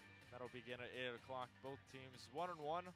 It's a MAC versus Missouri Valley Conference matchup. Ohio and Illinois State both coming off of wins in their most recent matchup, trying to improve to 2-1.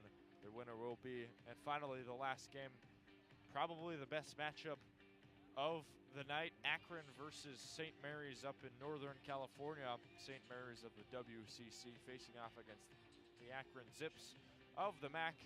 Akron 1-1, trying to steal one on the road up in St. Mary's. The Gales are 2-0.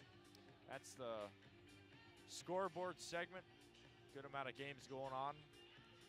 Very filled slate here. Men's college hoops. We're about 6 minutes away from half number 2. Give you the keys to the game here. The RedHawks versus the Hawks right now. So, talked about it at the pregame. The RedHawks need to limit KC Shaw. I mean, Shaw has been relentless when coming to the paint. He's pretty much been an automatic bucket. 5 for 7 from the floor, 4 for 5 from the free throw line. He's been a bucket. No question about that. The Winston-Salem transfer following his coach, Cleo Hill, also from Winston-Salem, a Division II school. So RedHawks, they need to find an answer on KC Shaw, who's already got 15 points, close to getting 4 straight games with 20 points. And, you know, the MEAC is an interesting conference because a lot of players are coming in there, a lot of new faces, but potentially KC Shaw could be one of those players that can really put the MEAC on notice in the coming conference matchups. But for now, the RedHawks, they need to either switch a different guard on him or attack him differently. Ian Elmer's probably the matchup that's going to be against Shaw, but I wouldn't be surprised if Evan Ipsaro shifts onto him. Ipsaro, a very crafty guard. He's a little bit undersized, but he makes up for it in his effort and intensity. And Evan Ipsaro can absolutely be that guy to slow down KC Shaw. We'll see if head coach Travis, still in his third year, decides to switch him on there. Another player to look out for, Jose Coelho, 0 for 5 from the floor, 0 points, 0 for 2 from 3. That's a good sign for Miami. Coelho came into tonight averaging about 9 points a game, and he's quiet so far, hasn't made a shot. Second leading scorer is Cardell Bailey, who also averaged 9 points a game. He's got 8 points a game, 3 for 4 from the floor. You know, you're not going to keep everybody quiet, but the fact that you can keep him to about 8 points, and you can keep another guy in Flippin to only 4 points. Flippin came into tonight averaging about 16 points, so that's a positive. The RedHawks have pretty much kept the second and third leading scorers quiet. Now they only got to worry about 1 and 4, Shaw and Bailey. Those are the guys that the RedHawks need to monitor. They need to hound. Already with Shaw, switch maybe Ipsaro onto him and then see where you get your results. And for Bailey, wouldn't be surprised if Elmer switches on him. For Miami, right now they're shooting 43% from deep, 6 for 14. I like their looks. They've had a lot of good looks. A few of them have gone halfway home.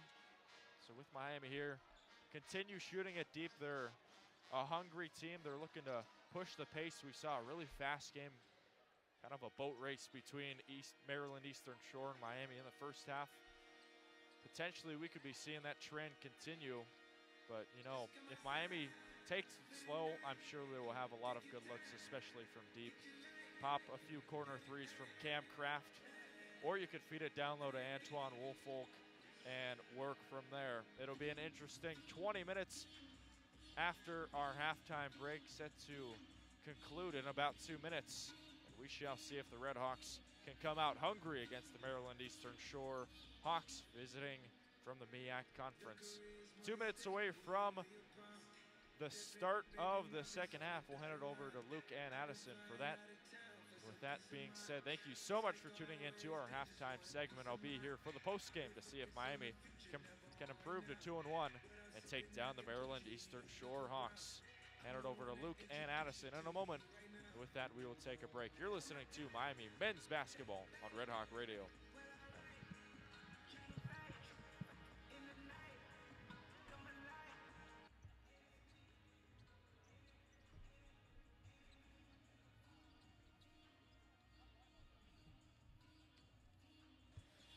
Second half on the way here from Millett Hall. It's Miami 42 and Maryland Eastern Shore 38 after 20 minutes, with Addison Lenhart alongside Luke Poley with you. And Addison, we recapped it at the end of the first half for Miami. Started well, took their foot off the gas at a crucial point, getting close to the midway mark of that first half.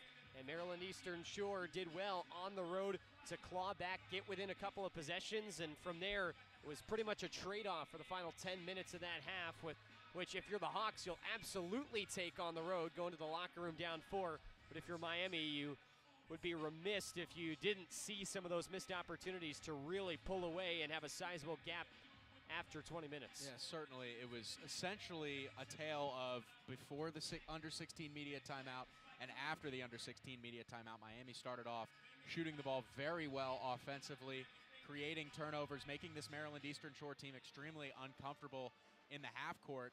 And then similarly against Wright State on Saturday, Miami's shot making just really trailed off to end that second half. 1 for 7 for their last 7 3-pointers to end the half. And Maryland Eastern Shore, a resilient group, clearly only traveled 8 guys, which is less than the amount of guys Miami has played in this game so far. And so this is a team that has hung tough against a team with a lot more depth and seemingly a lot more talent. But their game plan has worked. They've penetrated inside. They've kicked out to open shooters, and they've been able to knock down threes, 5 for 11 from deep in that first half. And they're going to have to continue to knock down shots from the perimeter if they want to beat this Miami team. And Miami has a lot to clean up defensively and offensively. You could see the frustration from Coach Travis Steele increasing as that half went on. You got to think this team is going to come out with a lot of motivation and a chip on their shoulder as they try to close this one out. Underway in this second half, Maryland Eastern Shore taking it left to right in the gray uniforms, Miami in the off-whites heading right to left. Hawks on offense to begin the second half. From straight away, it's KC Shaw, game leader in points with 15, drives in, bottom of the back logo, he bottoms the jumper. And that was the guy they had no answer for in the first half. 15 on 5 of 7 shooting for KC Shaw, up to 17 now with that make. And a deflection will take this back to the backcourt. Diving effort at it there for Eastern Shore by Coelho. And that opens up a 5-on-4 briefly for the RedHawks. Cooper's right wing three. Bounces off the rim and out, but deflected off Maryland Eastern Shore, out of bounds. Oh, it took a touch, and so it'll go at the baseline. It'll stay on this end of the floor. That is a lucky break for Miami, who will have another shot on this possession with Makai Cooper inbounding. From the far side baseline, line drive pass meets Pete Suter at the edge of the M out near half court. Suter off for Elmer, lofting a three. Too strong, and the rebound pulled out by Coelho for Maryland Eastern Shore. Bounce pass to the right side, Bailey driving through, left-hand lay. He gets fouled as the shot falls short, but a chance to tie the game at the free throw line for Cardell Bailey, the Detroit native, and transfer from Navarro College. He played 50 games the last couple of years. Pretty good free throw shooter. Had an 0 for 2 trip earlier tonight, and he's just 1 for 4 on the game. But 2 shots at the line, 59 seconds into the second half, with a chance to tie the game for Cardell Bailey. First in the air and good to cut it to 1. This Miami team, that last defensive possession, once again, kind of something that has plagued them early on in this season. Their inability to get back on defense in a reasonable fashion. And Maryland Eastern Shore, their pace has pushed Miami to the limit in this game. Miami, a team that likes to play fast, but they've really struggled to handle the pace that Maryland Eastern Shore has brought forth in this contest. Bailey hits the second free throw, and we're tied. Miami has not trailed. Looking to get back in front. Woolfolk barrels inside and scores the skyhook from 5 feet out to put the RedHawks back in front. Coach Steele was bullish on the ability of Antoine Woolfolk in the offseason. Step back three and knocked down from Cardell Bailey. And Maryland Eastern Shore has got their first lead 90 seconds into half 2. Woolfolk left wing three. He's got it. Another sequence where they're just knocking down threes in bunches on both ends of the floor. Miami retakes the lead 47-45 with 18:08 to go in the second half. Yeah, both of these teams have just struggled to get organized on defense after misses and makes. Maryland Eastern Shore, particularly on makes, has really been vulnerable defensively against this Miami offense. They've been able to take advantage quite a few times. Shaw has it back. Rather, that's Coelho from the top of the key. 4 to shoot, steps into a three, and knocks it down in the face of Makai Cooper. Jose Coelho, transfer from College of the Sequoias, puts Maryland Eastern Shore ahead by 1.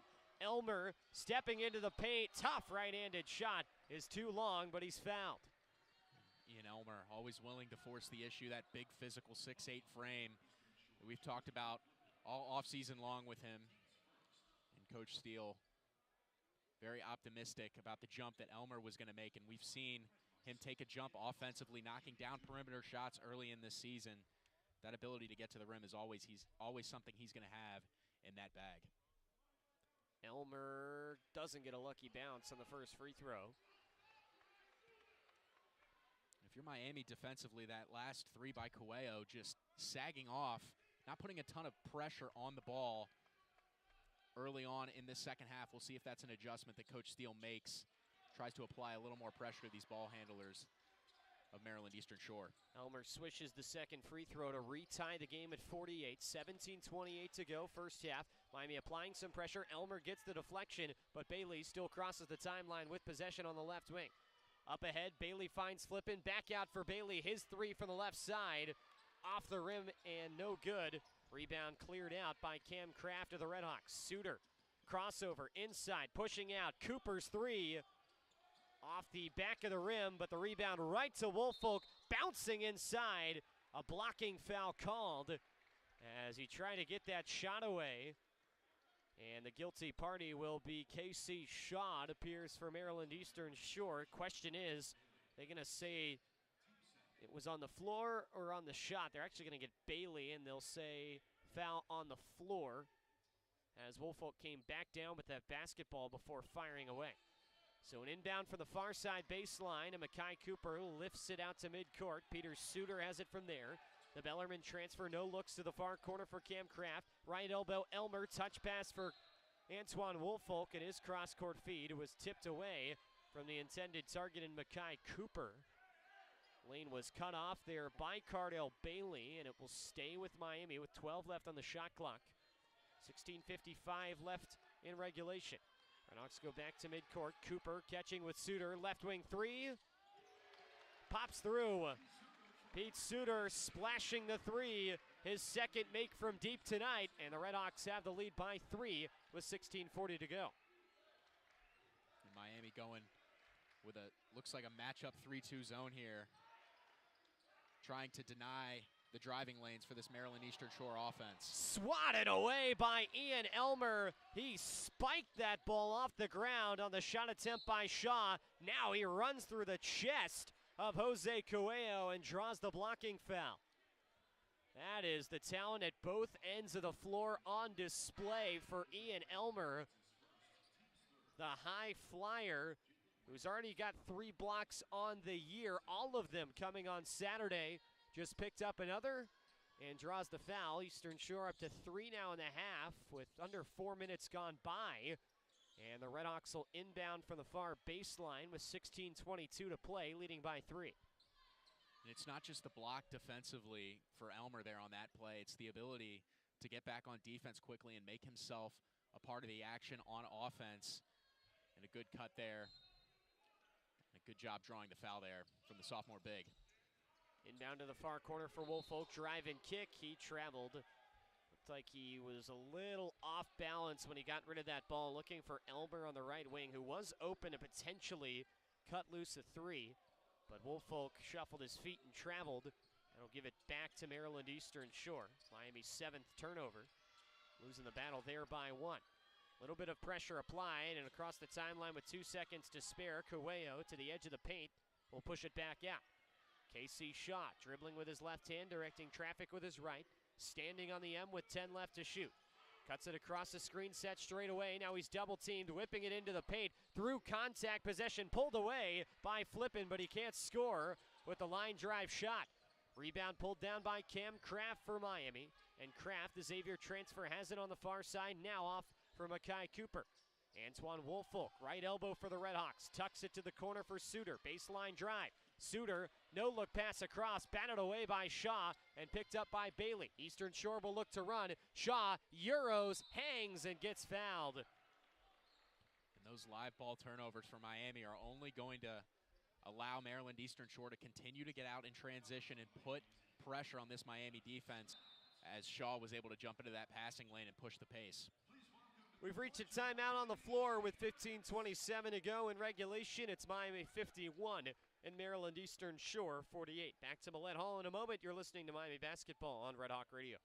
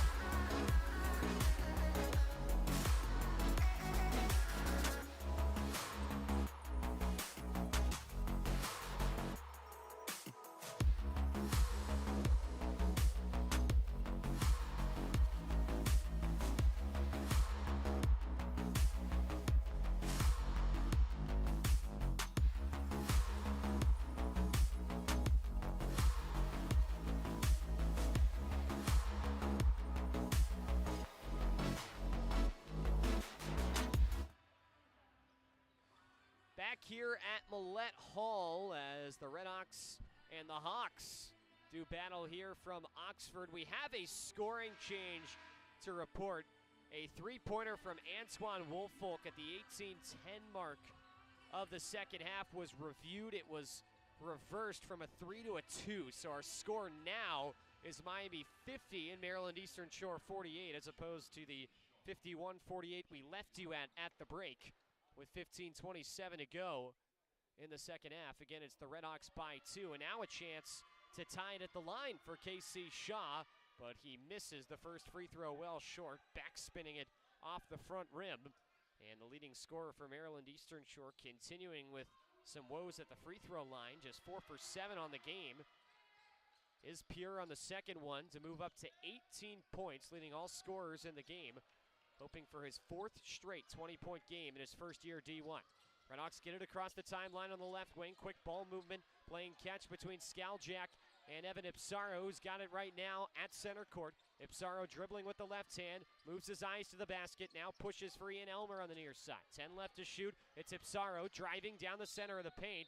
Tried to slip a pass through for Kiteki near the baseline. It was hit with a foot and a kickball whistled. So that will give the RedHawks an inbound from the baseline with 20 on the shot clock. Put into the corner, Kiteki left alone for a moment, elects not to shoot. RedHawks whip to the near side. Ipsaro fakes the shot, drives baseline, kick out 3 for Suter. Got it! Peter Suter knocks down the 3. Another triple for Pete, his 3rd tonight. And the RedHawks open the lead to 4. It's 53-49 with 14:43 to go. It's just the vision there by Evan Ipsaro and the ability to use the shot fake to penetrate, get 2 feet into the paint, and kick out to an open shooter, and Suter able to knock it down. 10 left to shoot. Turnaround try by Ware, and that's off the iron, no good. Ian Elmer with the rebound for the RedHawks. Skaljak down the right side. Off for Ian Elmer, who waves him inside. Now to Skaljak, far corner 3. He knocks it down. Luke Skaljak just got left alone again. He's 3 for 3 from the field, all from deep. 9 points for the freshman Luke Skaljak, a new career high, and the RedHawks lead it by 7. And Skaljak with a real ability, and he's shown a lot in this game, is to move without the basketball. Did it well there to set himself up in the corner and knock that 3 down. Mid-range shot won't fall, but a physical offensive board from Flippin, and he flexes as he puts it into the bucket. Back down to a 5-point game after the Flippin score. Kiteki tries the 3, and that's just a hair short. Rebound pulled out by Jalen Ware for Eastern Shore. Now a hop step into the lane. Shaw gets the foul, and the shot will roll off on him. Nearly had a chance for another and one. He has been so active drawing fouls under the basket tonight, and he will go to the free throw line for attempts number 8 and 9 on the evening, with a chance to cut this 5-point lead down. He's been a man on a mission, and every time Maryland Eastern Shore pulls down a defensive rebound, they are looking to find Katron Shaw to get him an opportunity to get going downhill in transition. Shaw hits the first free throw, up to 19 points, 56-52 our score with 13:31 left to play. Brant Byers onto the floor for Miami to replace Ian Elmer. Right now for the RedHawks, it's Ipsaro, Skaljak, Suter, Byers, Kiteki, the 5 on the floor for Miami. It's a very young lineup for Travis Steele. Peter Suter, the lone upperclassman for the RedHawks. Second free throw is missed, and Skaljak's on the rebound for Miami. Kiteki from up top. Moseys to the right side, sets his feet, flips for Skaljak in the corner. Skaljak jutting across, right elbow, feeding out for Ipsaro, extra to the corner. Brant Byers misfires on the 3, and the rebound falls on the free throw line for Kyrell Shaw. Up ahead, Shaw for Bailey, down the left side. Kiteki all over him, bouncing into the post. Flippin turns it around, near side 3 for Ware. Too long, and the weak side rebound picked up by Jackson Kiteki. RedHawks slow this down. It's Ipsaro from up top. Heels on the edge of the logo, up for Skaljak, and now Peter Suter straight away. Ipsaro right wing. Overhead fake, handoff Skaljak, shot fake, it's plucked free. Bailey will run in transition, one-on-one with Ipsaro, bullying him to the bucket, drawing the foul. Ipsaro jarred the ball free. but did commit the infraction, and that will send Bailey to the free throw line. And Cardell Bailey, he's been another guy for Maryland Eastern Shore who's really forced the issue in transition. He's knocked down a couple of perimeter shots as well, but he's gotten a couple opportunities at the free throw line due to his aggressiveness getting downhill and going at the Miami rim protectors, and they've had little answer for him as well as Katron Shaw on this one. Bailey swirls the first free throw in. Cam Kraft back onto the floor for Miami to replace Pete Suter. Miami once again going through an offensive drought, scoreless over the last minute 46.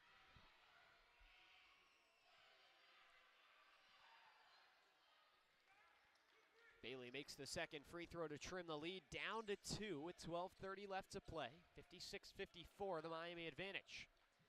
Ipsaro continuing to run the point for Miami.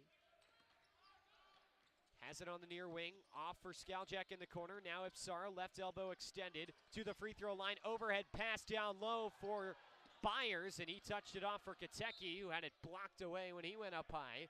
But it rolls out of bounds on the transition back up the floor, and it'll be turned over by Maryland Eastern Shore. RedHawks will have possession with a front court inbound. However, no true possession was picked up by Maryland Eastern Shore, and so no shot clock reset for Miami. Travis Steele disagrees, and now the officials are going to meet here. Shot clock stands at 9.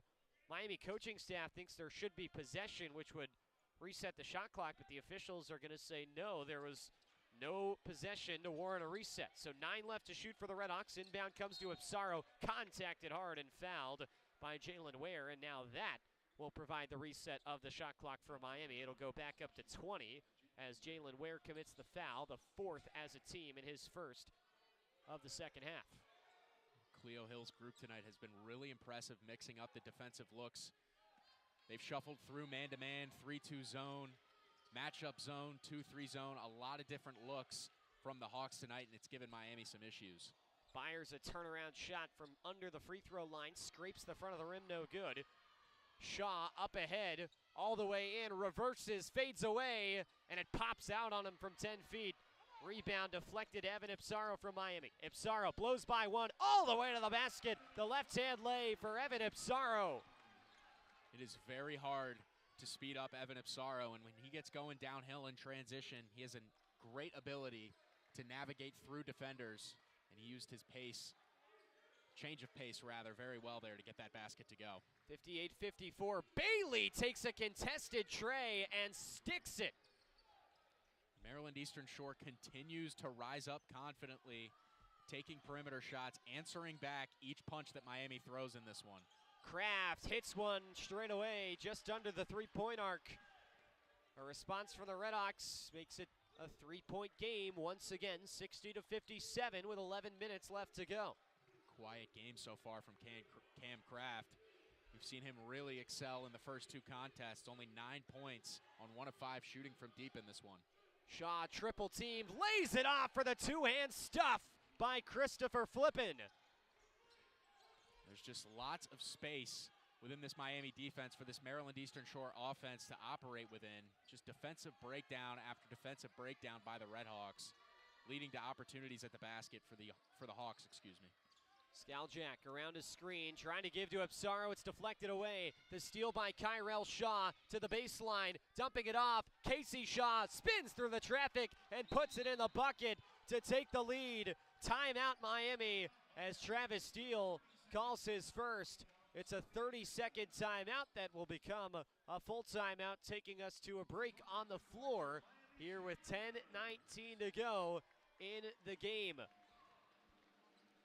Just Maryland Eastern Shore with their pace. They've been able to get up and down the floor all game long, and Katron Shaw forcing the issue. And this Miami team offensively has put Maryland Eastern Shore in way too many live ball turnover situations in this second half. They're passing, and we saw this against Wright State in the second half as well as the game went on. Fatigue started to set in for this squad, and their passing got a little more lackluster, not as secure with the ball offensively. And if you want to beat a team like Maryland Eastern Shore that's going to try and create turnovers and get out in transition, taking care of the basketball is pretty much the only thing that you have to worry about if you want to have success, and Miami has really done a poor job of doing that in the second half. So we will step aside here with 10:19 to go in the second half. It's Maryland Eastern Shore 61 and Miami 60. After the Hawks run, they've made 3 of their last 4 from the field to take the lead. Back to Millett Hall after this. You're listening to Miami Basketball on Red Hawk Radio. Down, feelings right, you wake me up when the sun goes down.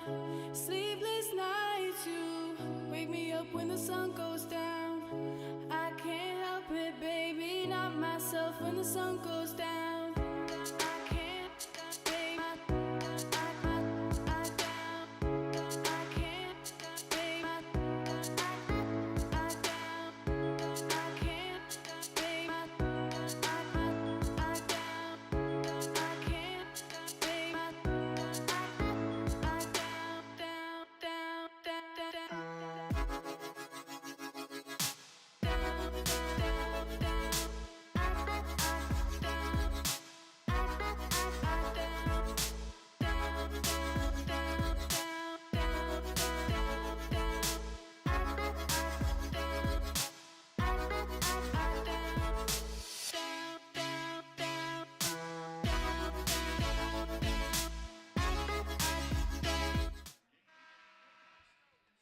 $10:19 to go, second half. It's Maryland Eastern Shore 61 and Miami 60. As the Hawks have taken the lead here on the road. Just their second, or rather third lead of the game, led for a brief stint at the beginning of this second half. It's mostly been the RedHawks' advantage, though, throughout the night. However, closed out here on the road, and Miami looking to regather their bearings. Kraft from the far side takes a contested triple, and he knocks it down. Cam Kraft, RedHawks will look to him every time they need a big bucket. He's got 12 points now to lead Miami scores, and the RedHawks jump back in front. In these crunch time moments when these games get close deep into the second half, the guys like Cam Kraft are the ones that you want the ball in their hands. And Coach Steele going to be looking to him down the stretch to close this one out. Shaw, left side of the paint, hops, lofts, and puts it in. It's just unbelievable body control there by Katron Shaw. The ability to adjust in midair as the defender flew by him and finished that one. Just unbelievable touch and concentration by Katron Shaw. Up to 23 points to lead all scorers in the game. We're tied at 63 with 9:20 to play. Suter sidesteps in, bounce pass straight away. Ipsaro's three. Off the backboard, no good. Offensive board, Suter from deep. That's off the backboard too and won't go, but another offensive rebound, this time from Ipsaro. RedHawks still with it. Suter off a hard screen, left elbow jumper, rolls over the rim and in. Peter Suter with his second bucket from inside the arc tonight, jumps into the Miami scoring lead with 13, and the RedHawks now lead it by 2 with 8:47 to go. Miami has been great on the offensive glass, out-rebounding Maryland Eastern Shore 11-4 in that area in this game. NBA 3 stuck from Carnell Bailey. Maryland Eastern Shore 9 for 17 from deep, 53% tonight, and they lead by 1. Elmer bullies down the right lane from the low block, puts it off the glass and in with the right hand. 67-66, Miami back in front with 8:13 and counting to go. The TV timeout coming up. Shaw directs traffic inside, steps into the M. He's covered by Suter, now double teamed. Dumping off for Ware. Ware back for Shaw. Drives and kicks to the corner to his brother Kyrell, but it's plucked away. Ipsaro running the floor. He'll head across to the far side and slow up. Playing catch, Ipsaro has it back. Fakes the bullet to the inside and will give off for Suter back out near half court. To the far corner, Elmer triggers a three. It's good. Ian Elmer swishes another three, his third tonight, and the RedHawks have a 2-possession lead, 70-66 with 7:33 to go. And the threes are starting to fall again for this Miami squad, now up to 5 for 12 in the second half. Kind of went cold at the end of that second half, end of the first half, beginning of that second half, starting to get back on track now. 5-0 run quickly for Miami, and a timeout is called by Cleo Hill Jr. to regather his team in the huddle. A full timeout with 7:30 left to play. RedHawks have retaken the lead. It's Miami 70, Maryland Eastern Shore 66 here from Oxford. We'll be back in a moment as you're listening to Miami basketball on Red Hawk Radio.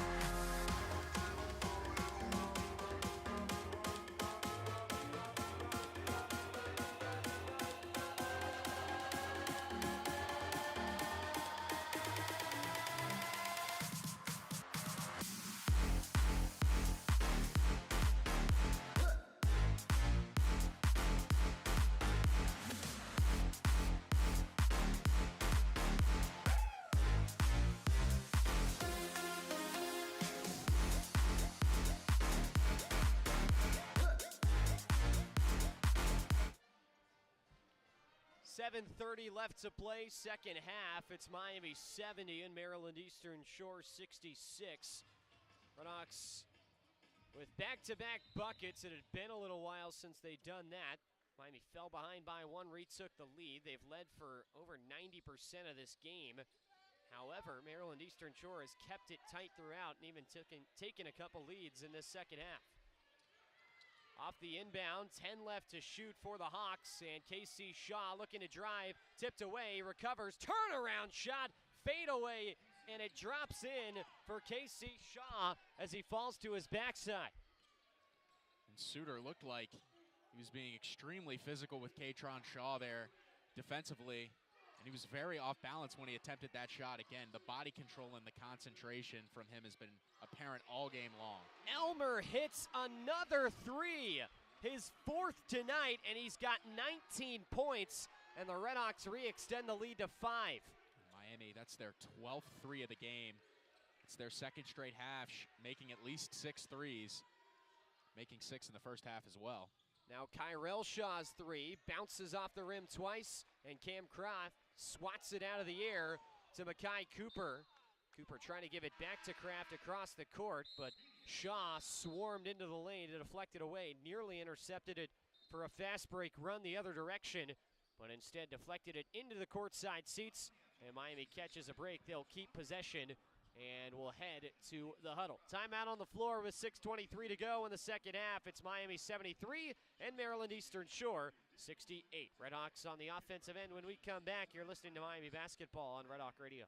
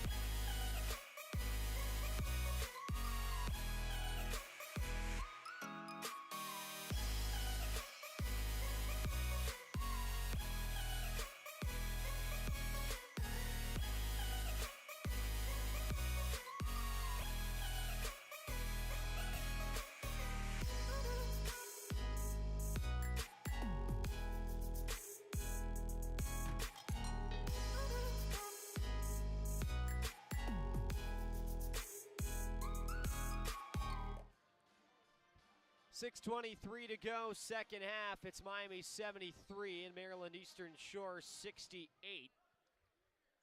Alongside Addison, Lenhart, Poley with you as the RedHawks caught a break. Makai Cooper nearly turned it over right before the media timeout, but Shaw could not hold on to the pass deflection. He tipped it out of bounds, and it stayed with the RedHawks, who will now move it to the offensive end. It is Cooper playing the point for Miami, taking it across the halfway stripe down the right wing. Now Peter Suter takes a handoff down the right lane, fakes, turns it around, tried to bounce off the baseline for Woolfolk, and it was smothered by Vassell, who went down to the floor with the basketball. Miami ties him up and has the possession arrow, so the RedHawks will keep possession. But the shot clock will not reset for Miami, I don't believe. The officials are discussing. And at the moment, the RedHawks are left with just 13 to shoot. Leading by 5, they'll inbound from the baseline. And now they will reset the shot clock up to 20. So they'll say, with the jump ball, Miami gets a fresh set. They won't even need it. Inbound right to Ian Elmer, who essentially just tips it in all in one motion off the glass from 5 feet. And Travis Steele signaling to his guys to bear down on the defensive end. Miami leads it by 7. And Cam Kraft commits a foul off the dribble on Kyrell Shaw. Looks like a little bit of a touchy foul there on Kraft as he kind of gives the official a look of disappointment there. You got to give Maryland Eastern Shore a lot of credit defensively in this game for how active they've been in passing lanes. It hasn't always led to turnovers on that last possession prior to that basket by Elmer, though, forcing a lot of disruption for this Miami offense. Bailey straight away, bouncing off for KC Shaw. Right on him, Ian Elmer nearly deflected it away. Shaw recovered, 7 to shoot, out near half court. Makes his way left, between the legs dribble. Shaw spins into the paint, step back through contact to the left elbow. Off the mark at the expiration of the shot clock. Gets an offensive board though, and bounces it off for Bailey. Driving baseline, floater won't go. Tap back from Vassell, falls off the rim, and a foul on the rebound on Cardell Bailey of Maryland Eastern Shore. And the RedHawks finally see the pressure alleviate. And Miami's just been out-hustled at certain points of this game. You could see the frustration there from Coach Steele as Katron Shaw was able to muscle that rebound away, but able to retain possession there as the ball went out of bounds. 75-68 our score, Miami in front. 5:17 left to play. Peter Suter with it for the RedHawks, right elbow extended. Tapped away by Bailey. Suter recovers to the near side. Crafts 3, pops out. Rebound fell into the arms of Woolfolk, but he lost possession, and now Maryland Eastern Shore with a long pass up ahead. Flippin shuffled his feet. RedHawks wanted to travel, but they'll get the steal instead. Elmer running the floor, swatted away by Flippin, pasted against the glass, but Makai Cooper to the loose ball for the RedHawks, and they'll keep possession. 14 left to shoot. It's Woolfolk just inside the arc straight away. Jabs, dribbles, and hands off for Suter with 7 left in the timer. Suter driving down the right lane. Kick out Elmer, his 3. Got it! Ian Elmer on fire from deep. 5 for 7 from three-point land. 24 points to lead Miami scorers, and the lead up to 10, tying its largest of the night for the RedHawks with 4:21 left to go. What an explosion from Ian Elmer in this second half.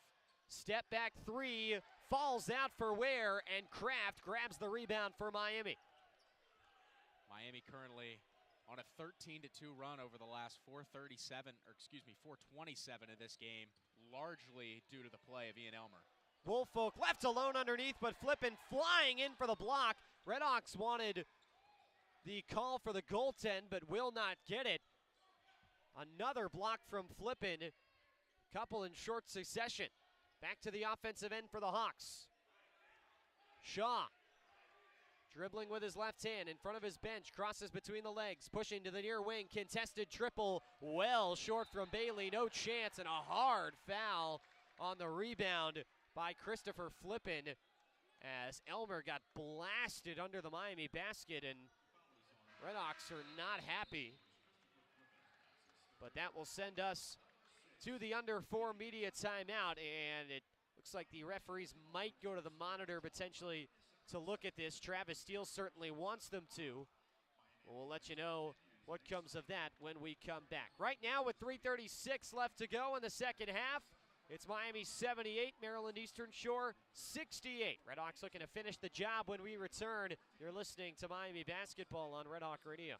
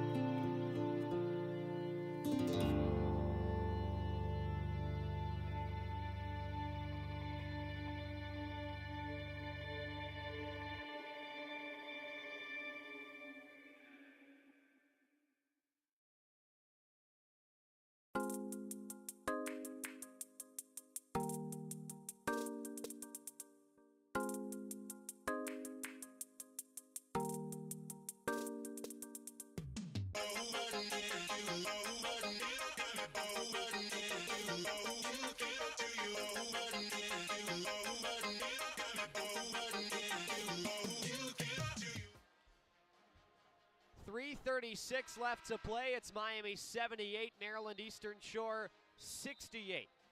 RedHawks led by a career-high effort from Ian Elmer, 24 points, 8 rebounds, 2 assists, a block, and a steal for the sophomore from Cincy. And Miami with the ball here. Chance to bleed some time and take their largest lead of the night. If they could score some points on this end. It's Makai Cooper holding up top for the RedHawks, finding Elmer straight away. Position sideways, he feeds Kraft. Inserting into the post, Woolfolk. Turns towards the basket. Woolfolk shouldering in through the traffic, lifts it up with the left hand and missed it left. Rebound to Shaw. Kyrell Shaw ahead for Maryland Eastern Shore. Steal by Kraft. Kraft down the right side, 2-on-1. Moseys in, floats through the traffic, and it rolls off the rim. Offensive board, though, from Makai Cooper. Travis Steele screaming to slow down, and Peter Suter obliges. Under 3 to play, RedHawks by 10. Suter with 8 left to shoot, between the legs on the dribble. To the high post for Woolfolk. 4 left on the timer. Woolfolk circles, Mac logo, up top, he's fouled. And he will go to the free throw line to attempt 2.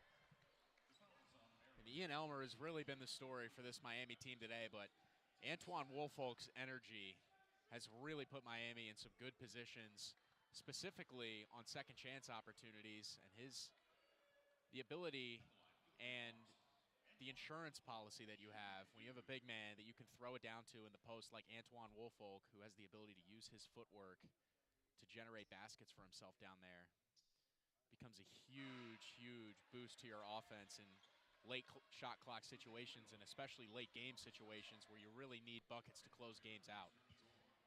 Woolfolk's first free throw rattles out.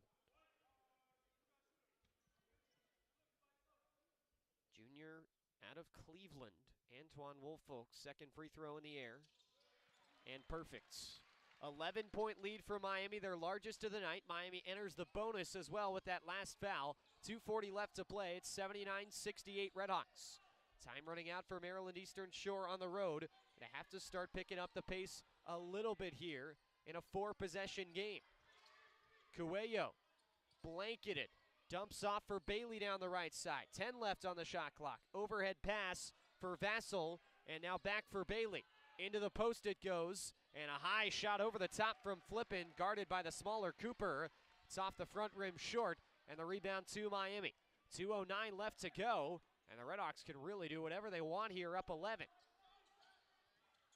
RedHawks will run some time off. It's Woolfolk holding, right elbow extended, hands off for Kraft. Kraft backing, kicks near corner. Cooper alone for three. Scrapes the back part of the iron. Woolfolk, the offensive rebound. Put back, foul, and finish. And a three-point play chance at the free throw line for Antoine Woolfolk. Miami's lead up to 13 with 1:53 to go. And the RedHawks are starting to punch the gas here down the stretch with a chance to make it a 14-point game at the line.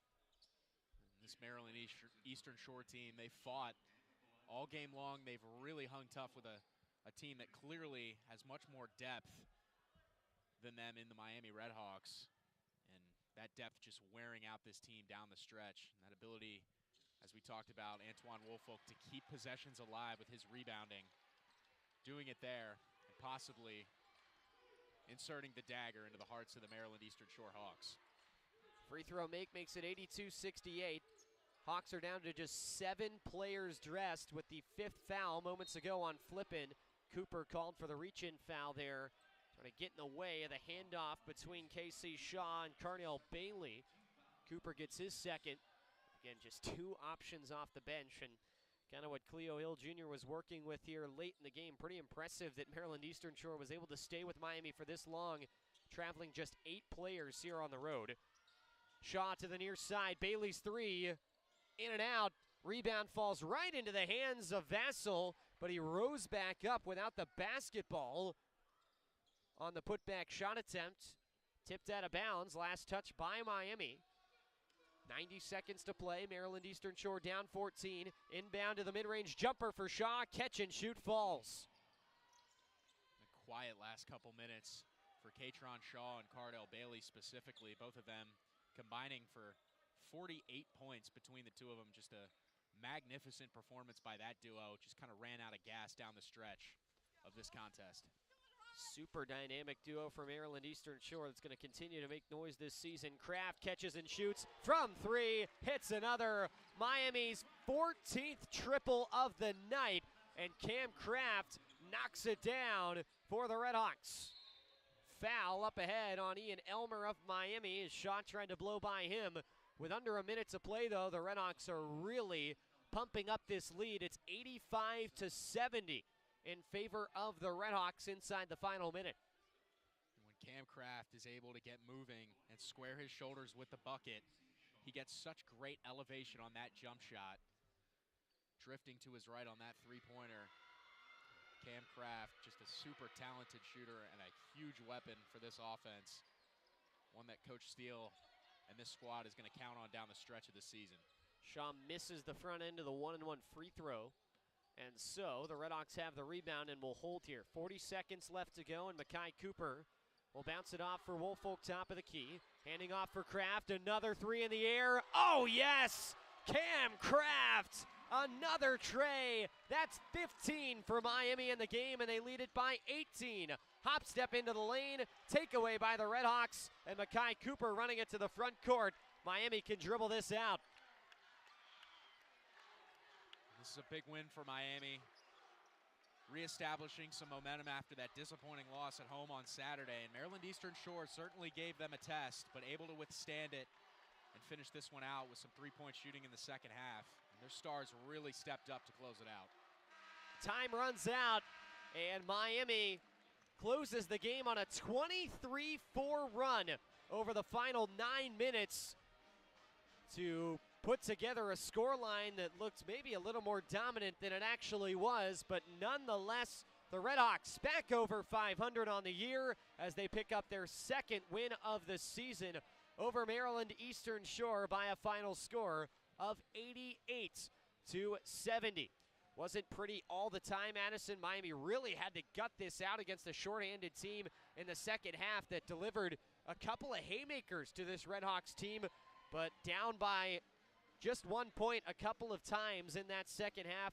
RedHawks were able to rally. They put together runs to get back into the lead by 2 possessions, 3 possessions. Eventually, at the end, against a shorthanded team, really got that lead out and running up to 18. But overall, fought for about 30 minutes and then dominated the final 10 en route to a win that's, at least in the score column, not going to look very close. Yeah, certainly.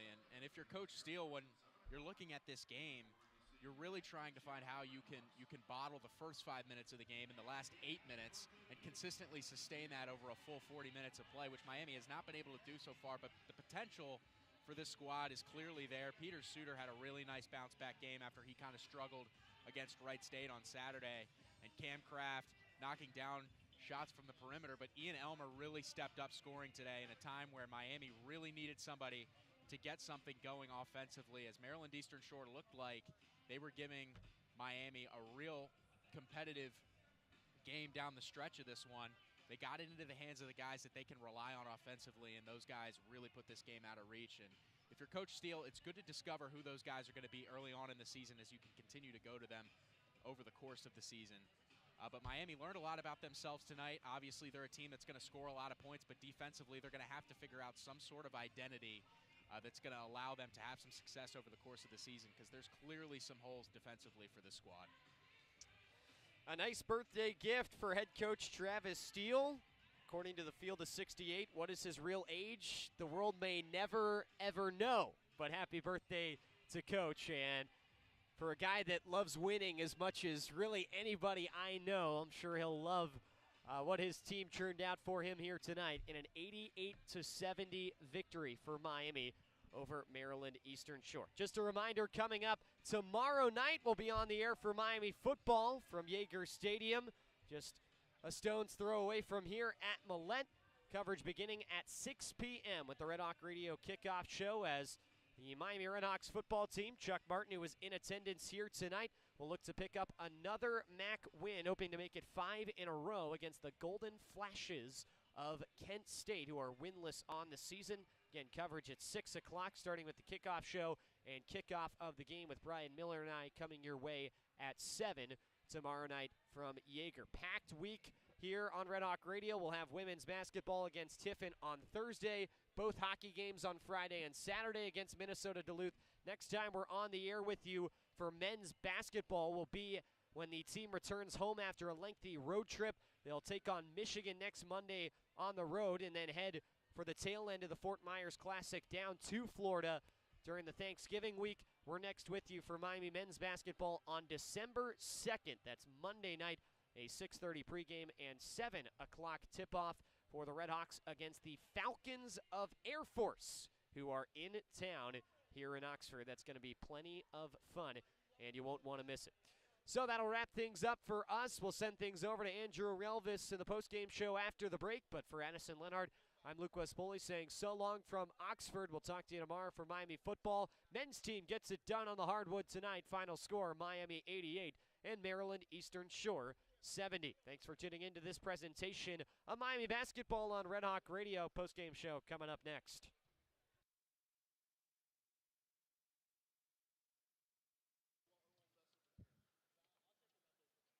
And with that, Miami victorious over the Maryland Eastern Shore Hawks, 88-70. My name is Andrew Relvas. Appreciate you for tuning in to the Red Hawk Radio post-game show live in Millett Hall in Oxford, Ohio. Much better effort in the second half for Miami. Only 4 points more. It was 42 in the first, 46 in the second, but a much better defensive effort. Really kept Maryland Eastern Shore struggling really in that second portion of the second half. The leading scorers, of course, for Miami, Ian Elmer, a career high for him, 24 points, 9 for 12 from the floor, 5 for 7 from deep, 9 rebounds, nearly a double-double for him. A phenomenal performance. The star sophomore shining in Millett Hall. 2 assists, 1 steal, and 1 block, really filling all the stat sheets for the RedHawks. Second scorer behind him, Cam Kraft, 18 points, 7 for 13 from the floor, 4 for 9 from deep. He was really good. 3 rebounds, 2 assists, and 1 steal for Miami. And the third and fourth leading scorers, Antoine Woolfolk, 14 points, 6 for 11, 2 for 4 from the free throw line, 8 rebounds, 2 assists, and 1 steal. And Peter Suter, 13 points. Really exciting to see him going 5 for 9 from the floor, 3 for 5 from deep. A pair of rebounds, 3 assists, and 1 steal. So really this big four of Kraft, Suter, Woolfolk, and Elmer getting it done here tonight against Maryland Eastern Shore. They show up when it counts. Elmer and Kraft as well combining for 42 in a victory over Maryland Eastern Shore. 4 players in double figures, nearly 5 with Skowjack just behind them with 9 points. So we look to Maryland Eastern Shore, the top scorer, Casey Shaw, 27 points, 10 for 15 from the floor, 1 for 2 from 3, and 6 for 10 from the free throw line. 2 rebounds, 4 assists, and 2 steals. The second leading scorer was Cardell Bailey with 21 points. No other players were in double figures for the Maryland Eastern Shore Hawks. So Shaw and Bailey combined for 48. Pretty solid numbers. That's going to be a nice 1-2 combo in the MEAC, and they're going to be a competitive team for sure in the Mid-Eastern Athletic Conference out in Maryland. Look at the shooting percentages. 55% from the floor for Miami, 47% from deep. They made 15 three-pointers, a season high for them. They had 11 three-pointers up in Boone, North Carolina against App State. And already a way better effort here tonight, nearly 50%. A really solid showing out from deep, and they shot 3 for 6 from the free throw line. Meanwhile, Maryland Eastern Shore, 25 for 51, 49% from the floor, 9 for 21, that's 43% from deep, and 11 for 18 from the free throw line. In terms of rebounds, the RedHawks rebounded the Hawks by 15, 37-22. They really controlled the boards. The top rebounder was Ian Elmer with 9.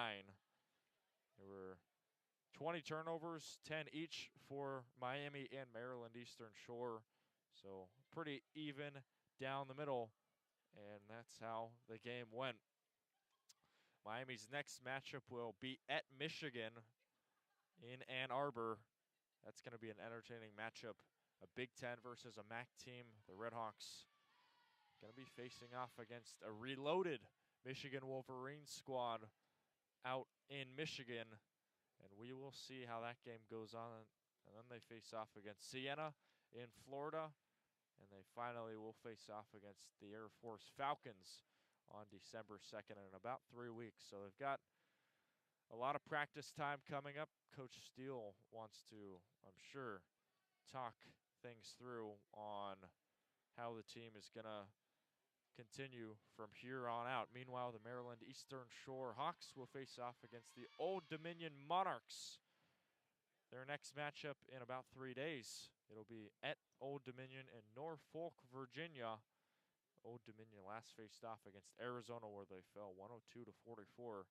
So the Monarchs, a team in the Sun Belt, will try and rebound against Maryland Eastern Shore, who gave the RedHawks some problems today in Oxford. Maryland Eastern Shore falls to 1-3 on the season. Their last game that they defeated Penn State Schuylkill will fall up empty after falling in Oxford. So they go to 1-3. Meanwhile, Miami improves to 2-1 after taking down Maryland Eastern Shore here at home. With that being said, we thank you so much for tuning in to tonight's presentation of Miami men's basketball on RedHawk Radio. Our next RedHawk Radio coverage will be tomorrow. Miami football against the Kent State Golden Flashes. It'll be a 7 o'clock start, but 6 o'clock on the radio side. We hope to see you then, and if not, we have plenty more action coming up on RedHawk Radio across Oxford. Thanks so much for tuning in. My name is Andrew Relvas, and I hope you have a great rest of your Tuesday night, and we'll see you tomorrow for Miami football against Kent State. Thanks so much, and see you tomorrow.